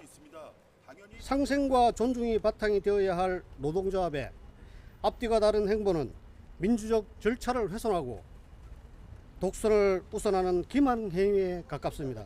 여기에 주주단체 역시 과도한 성과급이 주주 가치를 훼손한다며 반발하고 있습니다. 내일 오전 10시 마무리되는 투표 결과에 따라 사상 초유의 파업 위기는 모면할 것으로 보이지만 노노 갈등에 주주 반발까지 겹친 삼성전자 내부 진통은 쉽게 가라앉지 않을 전망입니다. YTN 박견입니다. 오늘 정부 세종청사에서 열린 최저임금위원회 2차 전원회의에서 삼성전자 성과급에 대한 상대적 박탈감 문제가 거론됐습니다. 사용자 위원인 양옥석 중소기업중앙회 인력정책본부장은 반도체 산업이 사상 최대 실적을 구가하고 있지만 절대 다수 중소기업과 소상공인, 사업주, 근로자들은 상대적인 박탈감 속에 유가 상승과 내수 침체로 고통받고 있다고 호소했습니다. 근로자위원인 류기섭 한국노총 사무총장도 최근 삼성 성과급 논란은 단순한 보상 문제를 넘어 동일한 노동시장에서 심화한 소득 격차가 제도적으로 충분히 완화되지 못한 현실을 보여준다고 지적했습니다. 탱크데이 이벤트로 무리를 빚은 스타벅스가 다음 달 1일부터 2주 동안 사용 조건 없이 선불카드 충전금을 환불해주겠다고 밝혔습니다. 그룹 내 캐시카우 역할을 하는 스타벅스의 이미지 쇄신을 수습을 위해 안간힘을 다하는 모습입니다. 이승은 기자가 보도합니다. 스타벅스 불매 운동에 동참한 소비자들은 선불카드 충전금을 60% 이상 사용해야 잔액이 환불된다는 점에 문제를 제기해왔습니다. 이 같은 조항은 공정거래위원회의 신유형 상품권 표준 약관에 따른 겁니다. 당국과 협의를 거친 신세계그룹은 다음 달 1일부터 14일까지 2주 동안 사용 비율과 관계없이 환불을 진행하겠다고 밝혔습니다. 계정당 200만 원 한도 안에서 모바일 앱을 통해 신청하면 7영업일 이내 환불될 것이라고 밝혔습니다. 앱에 등록되지 않은 무기명 실물 카드는 매장에서 환불이 가능합니다. 회장의 대국민 사과에 이은 이번 환불 결정은 스타벅스 사태가 그룹 전체의 이미지는 물론 현금 유동성에도 영향을 미칠 수 있을 만큼 파급력이 크기 때문입니다. 카페 업계 1위 스타벅스 코리아의 매출액은 지난해 3조 2,380억 원, 영업이익은 1,730억 원입니다. 매출액 29조 원에 영업이익 3,225억 원인 이마트와 비교하면 수익이 절반을 넘습니다. 지분율 67.5%인 최대 주주 이마트가 받은 배당금만 지난해 716억 원에 이르는 것은 물론 스타벅스는 여러 계열사들의 매출원입니다. 대화를 하는 곳인데 그곳이 편안함을 주지 않고 어떤 정치적인 어떤 이념적 장으로 변질되었다. 물론 선거 기간이라서 그럴 수는 있지만 만약 이것이 오래 간다면 스타벅스 입장에서는 더욱 더 치명적이다. 상황이 더 악화하면 스타벅스 본사가 경영권을 회수할 수 있다는 우려도 사태 초기부터 나왔습니다.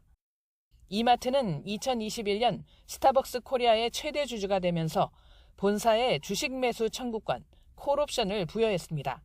만약 이마트 잘못으로 라이선스 계약이 해지되면 본사가 이마트의 보유 지분 전량을 35% 할인된 가격에 되사갈 수 있습니다.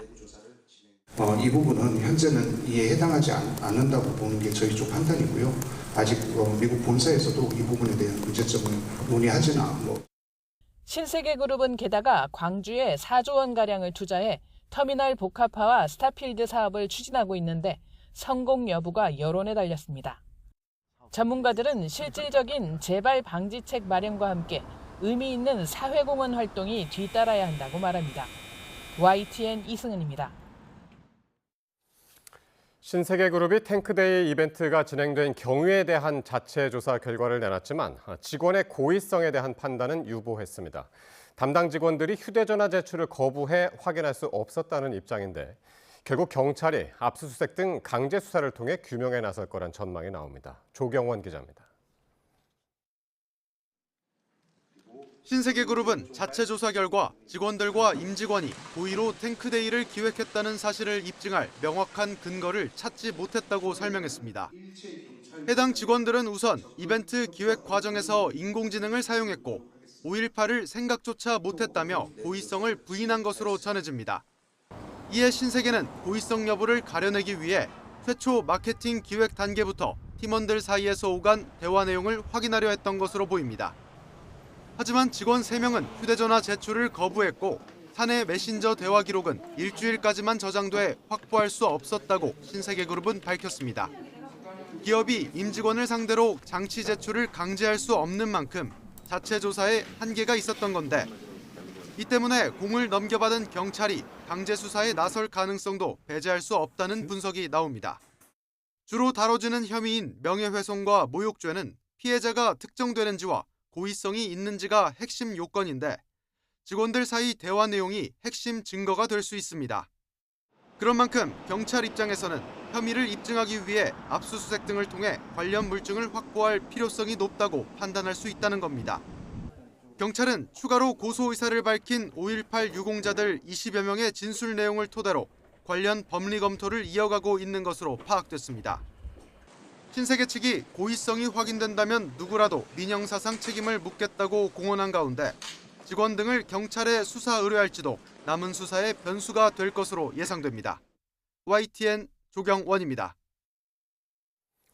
정영진 회장이 직접 대국민 사과를 했지만 정치권 공방은 더욱 가열되고 있습니다. 민주당은 가식적 사과라고 평가절하했고 국민의힘은 또 선동 정치를 벌인다고 강하게 비판했습니다. 황보혜경 기자입니다. 정용진 신세계그룹 회장의 대국민 사과 직후 민주당은 기자간담회에서 이를 진정성 있는 사과라고 평가했습니다. 신세계 측이 마케팅 직원의 고의성을 입증할 명확한 근거는 찾지 못했다고 밝힌 것을 두고도 비판 대신 사실상 옹호를 선택했습니다. 진정성이 있다고 보고요.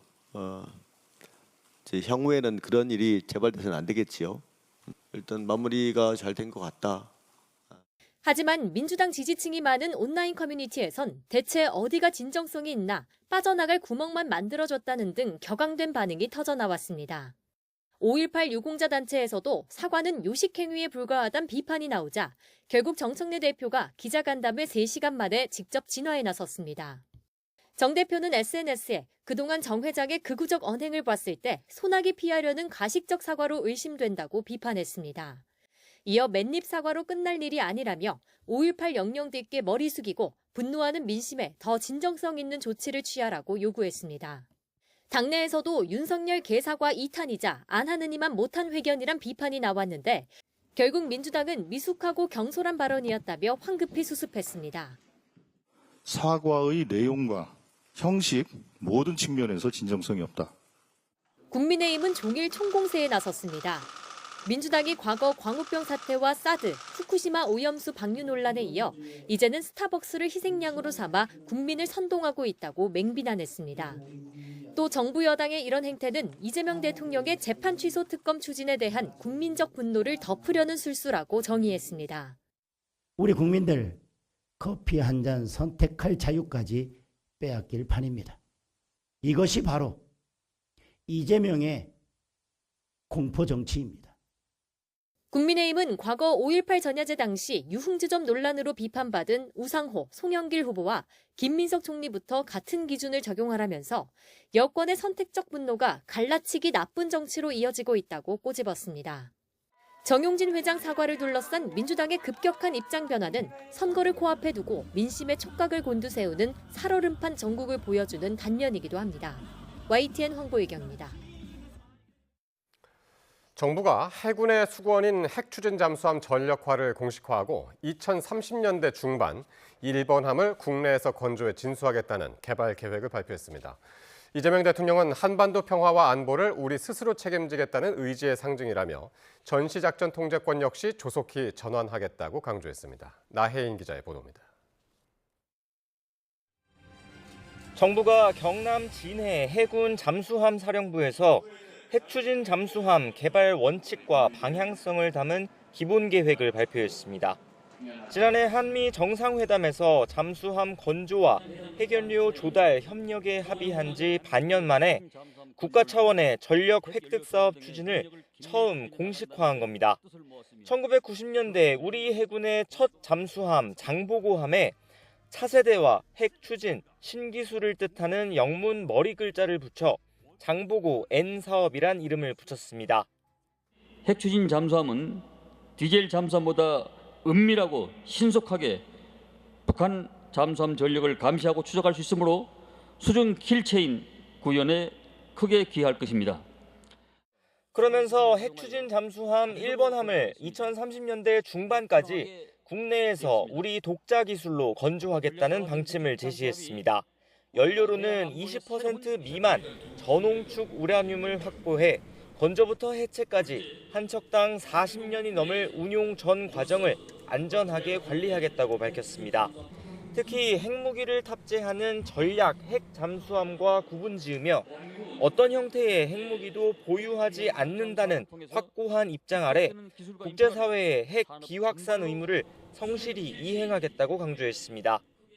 굳건한 한미 동맹을 기반으로 건조하게 될 핵추진 잠수함은 우리 한반도의 평화와 안보를 우리 스스로 책임지겠다는 의지의 상징입니다.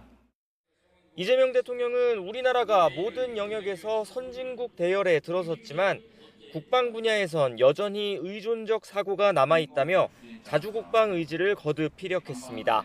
첨단 강군 육성과 함께 조속한 전시작전 통제권 전환을 주문하며 내일 당장 전작권이 회수돼도 국가 방위엔 아무 문제가 없어야 한다고 강조했습니다. YTN 나인입니다. 북한이 서해상으로 근거리 탄도미사일 등 여러 종류의 발사체를 동시에 발사했습니다. 한 달 만에 미사일 도발을 재개한 건데 군은 자폭 드론이 동원됐을 가능성도 염두에 두고 추가 분석을 이어가고 있습니다. 이종원 기자입니다. 합동참모본부는 오후 1시쯤 북한 평안북도 정주 일대에서 서해상으로 발사된 근거리 탄도미사일 등 다종의 발사체를 포착했다고 밝혔습니다. 포착된 미사일은 80여 킬로미터를 비행했고 정확한 재원에 대해선 한미가 정밀 분석 중에 있습니다. 방사포도 함께 발사된 것으로 보이는데 우리 군은 자폭 드론이 동원됐을 가능성도 열어두고 있는 것으로 알려졌습니다. 전방군단에서 배치된 그 CRBM을 사거리 문제 때문에 평안북도에서 서해상으로 해서 어떤 표적섬에 실제 사격을 한 것으로 보여집니다. 북한의 미사일 도발은 지난달 19일 이후 37일 만입니다. 당시 북한은 화성 11 라형에 집속탄과 파편질의 탄두를 장착해 여러 발을 쏜 뒤 축구장 18개에 달하는 면적을 초토화했다고 주장했습니다. 고밀도 진압 타격 능력을 증대시키는 것은 군사행동 실천에서 커다란 의의를 가진다고 하시면서 시험 결과에 대만족을 표시하셨습니다. 동해상에 이어 이번엔 서해상으로 표적이 이동한 만큼 새로 개량했거나 양산 중인 전술 미사일 등의 기능을 다각도로 시험하려는 목적으로 보입니다. 또 무엇보다 지난 17일 김정은 국무위원장이 전군 지휘관을 모두 소집해 국경선 요새화 지침을 내린 상황이어서 대남 압박용 행보의 일환으로 해석됩니다. 최근 북한이 주장하는 두 국가 기조 및 남부 국경 요새화 선언과 맞물려 우리 군의 작전적 부담을 줄이는 의도일 가능성이 있습니다. 우리 군은 발사 초기부터 관련 동향을 추적해왔다며 굳건한 한미연합 방위태세 아래 어떠한 도발에도 압도적으로 대응할 수 있는 능력과 태세를 유지하고 있다고 강조했습니다. YTN 이종원입니다. 트럼프 미국 대통령이 중동 국가들의 아브라함 협정 참여를 다시 공개적으로 압박하고 나섰습니다. 이란을 고립시키려는 전략으로 보이는데요. 하지만 현실을 무시한 무모한 환상에 가깝다는 비판이 나옵니다. 박영진 기자입니다.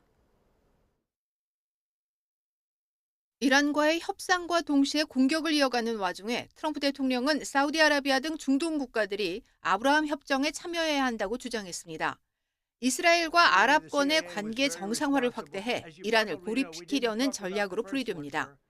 미국은 지난 12일에도 아브라함 협정에 근거한 이스라엘과 아랍에미리트의 특별한 관계를 의도적으로 공개하며 이란을 압박한 바 있습니다. Israel just sent them Iron Dome batteries and personnel to help operate them.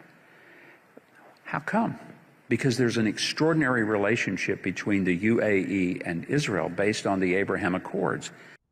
트럼프 대통령은 이 아브라함 협정이 장기적으로 아랍과 이스라엘 간 갈등 구조를 바꿀 수 있다고 주장해왔습니다. 이번에도 이란의 참여 가능성까지 열어뒀습니다. 하지만 이란이 현재 전쟁 중인 이스라엘을 공식 인정하는 건 사실상 불가능합니다.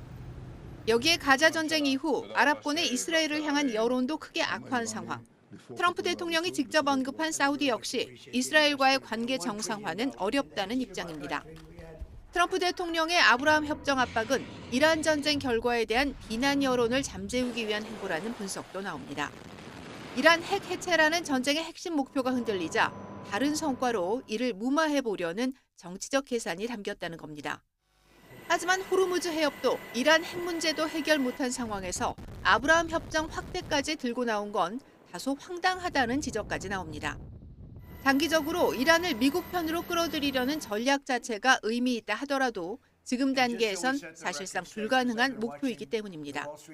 미국 CNN은 트럼프의 중동 대화합 구상은 현실과는 거리가 먼 무모한 도박이나 환상에 가까운 시도라고 짚었습니다. YTN 박영진입니다. 도널드 트럼프 미국 대통령이 이란과의 종전 협상을 중동 질서 재편을 위한 빅딜로 추진하며 네타냐후 이스라엘 총리를 협상에서 사실상 배제했습니다. 지지율 하락에 사법 리스크까지 직면한 네타냐후 총리는 대미 영향력마저 상실하며 정치적 고립을 자초하고 있습니다. 권영희 기자가 보도합니다. 트럼프 대통령은 이스라엘과 공유하던 핵심 안보 정보 제공을 중단했습니다. 이스라엘의 군사적 제안들은 공개적으로 거부하며 협상의 주도권을 단독으로 행사하고 있습니다. 주변국들과의 직접 협상을 통해 이스라엘을 안보 논의에서 제외하는 미국 중심의 일방적 행보입니다. 한때 트럼프의 조언자를 자처했던 네타냐후 총리는 이제 미국과 이란이 무엇을 합의하는지조차 정확히 알 수 없는 정보 빈곤 상태입니다. Netanyahu and his government have lost much of their ability to influence the decision-making process. 트럼프 대통령은 이스라엘과 아랍 국가들의 관계 정상화를 골자로 하는 아브라함 협정 카드를 꺼내 들었습니다. 이스라엘과 아랍 국가들을 안보 체제에 강제로 묶어 본인 임기 내에 중동 평화를 달성하겠다는 것이 핵심 구상입니다. 이미 이란까지 중동 평화 체제의 일원으로 끌어들이겠다는 설계도를 예고했습니다. I think they're going to be open to it. I really believe that. But they could be a member. I long ago said, I'll bet you at some point Iran will be a member of the accords. 트럼프 대통령은 네타냐후 총리를 협상을 방해하는 변수로 규정하고 내가 원하는 대로 할 사람이라며 노골적인 압박을 가하고 있습니다. 전문가들은 네타냐후 총리가 이란 정권 교체를 노리고 미국을 전쟁으로 유인했지만 오히려 전략적 패배를 자초했다고 진단합니다. This regime was much more entrenched and resilient than expected, and therefore now Prime Minister Netanyahu is trying to portray what is basically a strategic defeat as an operational victory. 국제형사재판소의 체포영장까지 발부된 상태에서 네타냐후 총리의 외교적 운신폭은 더욱 좁아졌습니다. 고립무원에 빠진 네타냐후 총리의 정치적 입지는 이제 10월 총선이라는 시험대만을 남겨두고 있습니다. YTN 권영입니다. 이란이 미국과의 종전 양해각서가 체결되면 동결 자산 중 절반에 달하는 120억 달러를 즉시 해지할 것을 요구했다고 이란 타스님 뉴스가 보도했습니다. 타스님 뉴스는 현지 시간 26일 이란 측 협상단과 가까운 소식통을 인용해 이란이 총 240억 달러에 달하는 동결 자산의 해제를 요구했다며 이같이 전했습니다. 이란은 나머지 120억 달러는 양해각서 체결 뒤 핵 문제와 종전 세부 사항을 협상하는 60일 동안 이란에 송금돼야 한다고 주장한 것으로 전해졌습니다. 호르무즈 해협 인근에서 긴장이 이어지는 가운데 영국 해사무역기구는 오만 앞바다에 있던 유조선 부근에서 폭발이 일어났다는 신고가 접수됐다고 밝혔습니다. 주요 외신에 따르면 이 선박은 오만 무스카트에서 60해리 떨어진 해상에 있던 중 좌현의 해수면과 가까운 부분에서 폭발이 일어났다고 신고했습니다. 현재 선원과 선박은 모두 안전한 상태지만 연료 일부가 바다로 유출된 것으로 전해졌습니다. 배우 김수현 씨와 고 김세론 씨에 대한 허위 사실을 유포한 혐의를 받는 가로세로 연구소 김세희 대표가 구속됐습니다. 김 대표는 혐의를 부인했지만 법원은 증거인멸과 도주의 우려가 있다고 판단했습니다. 고한석 기자의 보도입니다. 가로세로 연구소 김세희 대표는 구속 전 피의자 신문을 받기 전 취재진을 만나 혐의를 강하게 부인했습니다. 배우 김수현 씨에 대한 허위 사실을 유포한 적이 없다는 겁니다. 혐의 인정 하나도 안 하고요. 저희가 이따가 자세히 다 반박할 예정인데 저는 자신이 있습니다. 자신이 있기 때문에. 하지만 재판부의 판단은 달랐습니다. 재판부는 증거인멸과 도주의 우려가 있다며 김 대표의 구속영장을 발부했습니다. 김 대표는 김수현 씨가 미성년자였던 고 김세론 씨와 교제했다거나 김세론 씨가 숨진 원인이 김수현 측의 채무 변제 압박 때문이라는 허위 사실을 퍼뜨린 혐의를 받습니다. 앞서 김 대표는 지난해 5월 고 김세론 씨가 중학생 때부터 김수현과 교제했다는 내용의 기자회견을 열고 음성 파일도 재생했습니다. 그런데 경찰은 당시 김 대표가 AI로 조작한 음성을 사용한 것으로 의심하고 있습니다. 김 대표는 또 김세론 씨의 유족 측으로부터 SNS 대화 캡처 사진을 받은 뒤 누군지 확인되지 않은 프로필에 김수현의 사진을 임의로 넣어 마치 김수현과 김세론의 대화인 것처럼 왜곡한 것으로도 조사됐습니다. 경찰은 김 대표가 김수현 씨가 미성년자였던 고 김세론 씨와 교제한 적이 없고 사망 경위와도 무관하다는 점을 알면서도 비방 목적으로 범행했다고 의심하고 있습니다. 김 대표의 신병을 확보한 경찰은 변호인과의 공모 여부 수사에 속도를 낼 것으로 보입니다. YTN 권석입니다. 서울 부암동에 있는 환기미술관이 담벼락 옆에 있는 오래된 은행나무에 제초제를 주입해 죽게 만들었다는 주장이 나왔습니다. 서울환경연합과 부암동 주민들은 오늘 기자회견을 열고 환기미술관이 수령 100년 이상으로 추정되는 미술관 담벼락 옆 은행나무에 수십일간 제초제를 주입해 독살하려 했다고 주장했습니다. 단체가 공개한 CCTV 영상을 보면 녹색 작업복을 입은 작업자 2명이 해당 은행나무에 드릴로 여러 개의 구멍을 내고 제초제를 주입했습니다. 주민들은 지난 22일 해당 CCTV 자료를 들고 경찰과 함께 미술관을 찾아가 약물 주입을 시인하는 말을 들었다고 설명했습니다. 단체와 주민들은 미술관이 이번 일을 공식 사과하는 건 물론 나무에 사용한 제초제 정보를 정확하게 공개하고 필요한 응급 조치에 협조해야 한다고 촉구했습니다.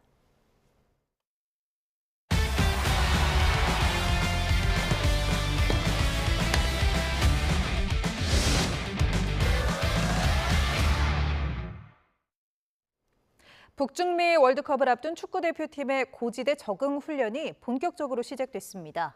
주장 손흥민이 리그 경기를 마치고 합류했고 부상 중이던 중원의 사령관 황인범도 건강한 모습으로 복귀했습니다.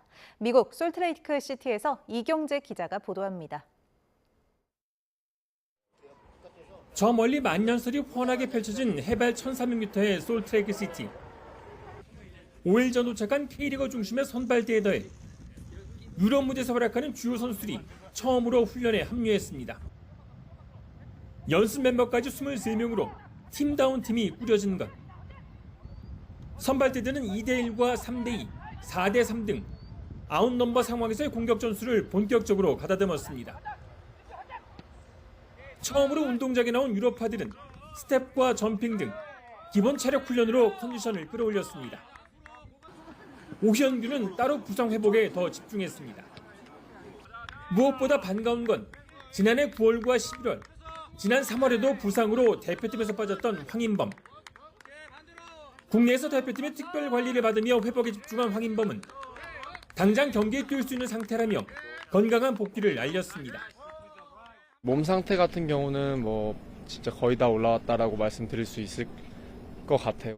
다만 이제 경기 감각적인 부분이 조금 개인적으로도 빨리 올리고 싶다라는 생각을 하고 있는데 친선 경기 2경기가 있다라는 게 저한테는 다행인 점인 것 같아서. 리그 경기를 마치고 짐을 싼 손흥민도 이곳 시간으로 밤늦게 솔트레이크시티 공항에 도착해 대표팀에 합류했고 지금 몸 상태는 진짜 상당히 좋으니까 잘 준비해서 팬분들한테 즐거운 월드컵 또 재밌는 월드컵 또 네 번째 월드컵이지만 처음 월드컵인 것처럼 설레는 마음으로 잘 준비할 수 있도록 하겠습니다. 황희찬과 조규성, 박진섭도 훈련 첩에 들어가 대표팀은 완전체에 가까워졌습니다. 저도 오늘 이곳에 도착했는데요. 잠시만 서 있어도 숨이 조금은 가쁜 느낌입니다. 이곳에서 고지대 훈련의 성과가 어쩌면 대표팀의 월드컵 성적을 좌우할 전망입니다. 미국 솔트레이크시티에서 YTN 이경재입니다. 프로야구 기아가 2년차 투수 김태형의 6이닝 노히트 깜짝 활약에 힘입어 키움을 물리치고 4연승을 내달렸습니다. 전국에 내린 비로 2경기가 취소된 가운데 LG는 롯데 한 점 차 강우 콜드승을 거뒀습니다. 프로야구 소식 양시창 기자입니다. 아드렐린이 잡아당긴 공이 쭉쭉 뻗어 좌측 담장을 넘어갑니다. 지난 23일과 24일에 이어 3경기 연속 아치를 그린 아드렐린은 부상 대체 선수로 KBO에 데뷔한 뒤 17경기에서 홈런 8개를 몰아치는 괴력을 발휘했습니다. 기아는 이어지는 7회 만루 기회에서 김도영이 좌측 담장을 직접 때리는 3타점 적시타를 터뜨리며 사실상 승부를 갈랐습니다. 4연승에 최근 10경기 8승 2패의 고공행진입니다. 마운드에서는 2년차 투수 김태형이 6이닝 동안 노히트를 기록하는 깜짝 호투를 펼치며 데뷔 첫 승리를 따냈습니다. 경기 전부터 좀 더 마음가짐도 평소랑 더 다르게 좀 더 집중해서 하려고 엄청나게 노력했던 것 같습니다. 잠실에서는 최원준이 데뷔 이후 처음으로 한 경기 멀티 홈런을 터뜨린 KT가 홈팀 두산을 누르고 승리를 챙겼습니다. 마운드에서는 보슐리가 안타 3개만 내주고 7이닝을 무실점으로 막아 다승 공동선두로 올라섰습니다. 창원에서는 진기명기 장면이 나왔습니다. 한화 강백호의 땅볼 타구에 3루에 있던 페라자가 홈으로 내달렸는데 NC 포수 김영준을 무려 3차례나 피한 끝에 몸을 던져 선제 득점을 만들었습니다. 묘기에 가까운 페라자의 득점 장면은 폭우로 노게임이 선언되면서 아쉽게도 공식 기록으로 인정되지 않았습니다. LG 톨허스트와 롯데 비슬리, 두 외국인 투수의 명품 마운드 대결이 펼쳐진 부산에서는 LG가 한 점 차로 강우 콜드 승리를 챙겼습니다. YTN 양시창입니다.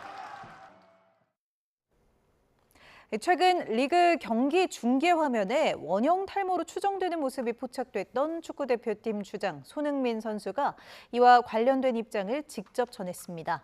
손흥민은 자신의 SNS에 밝게 웃는 사진과 함께 스트레스 받을 일 없다며 원형 탈모 아니니 걱정하지 마세요라는 글을 올렸습니다. 최근 시애틀과의 홈 경기 중계 화면에 손흥민의 뒷머리 일부가 빠진 듯한 모습이 포착돼 온라인상에서 화제가 됐습니다. 손흥민은 올 시즌 리그 14경기 연속 무득점이 이어지자 스트레스로 인한 원형 탈모가 온 게 아니냐는 추측까지 나왔습니다. 서서문 고가차도 붕괴 사고 여파로 내일 일부 열차의 운행이 조정됩니다. 열차 이용 계획 있는 분들은 사전에 꼭 확인하시기 바랍니다. 화요일 뉴스나이트 마칩니다. 고맙습니다.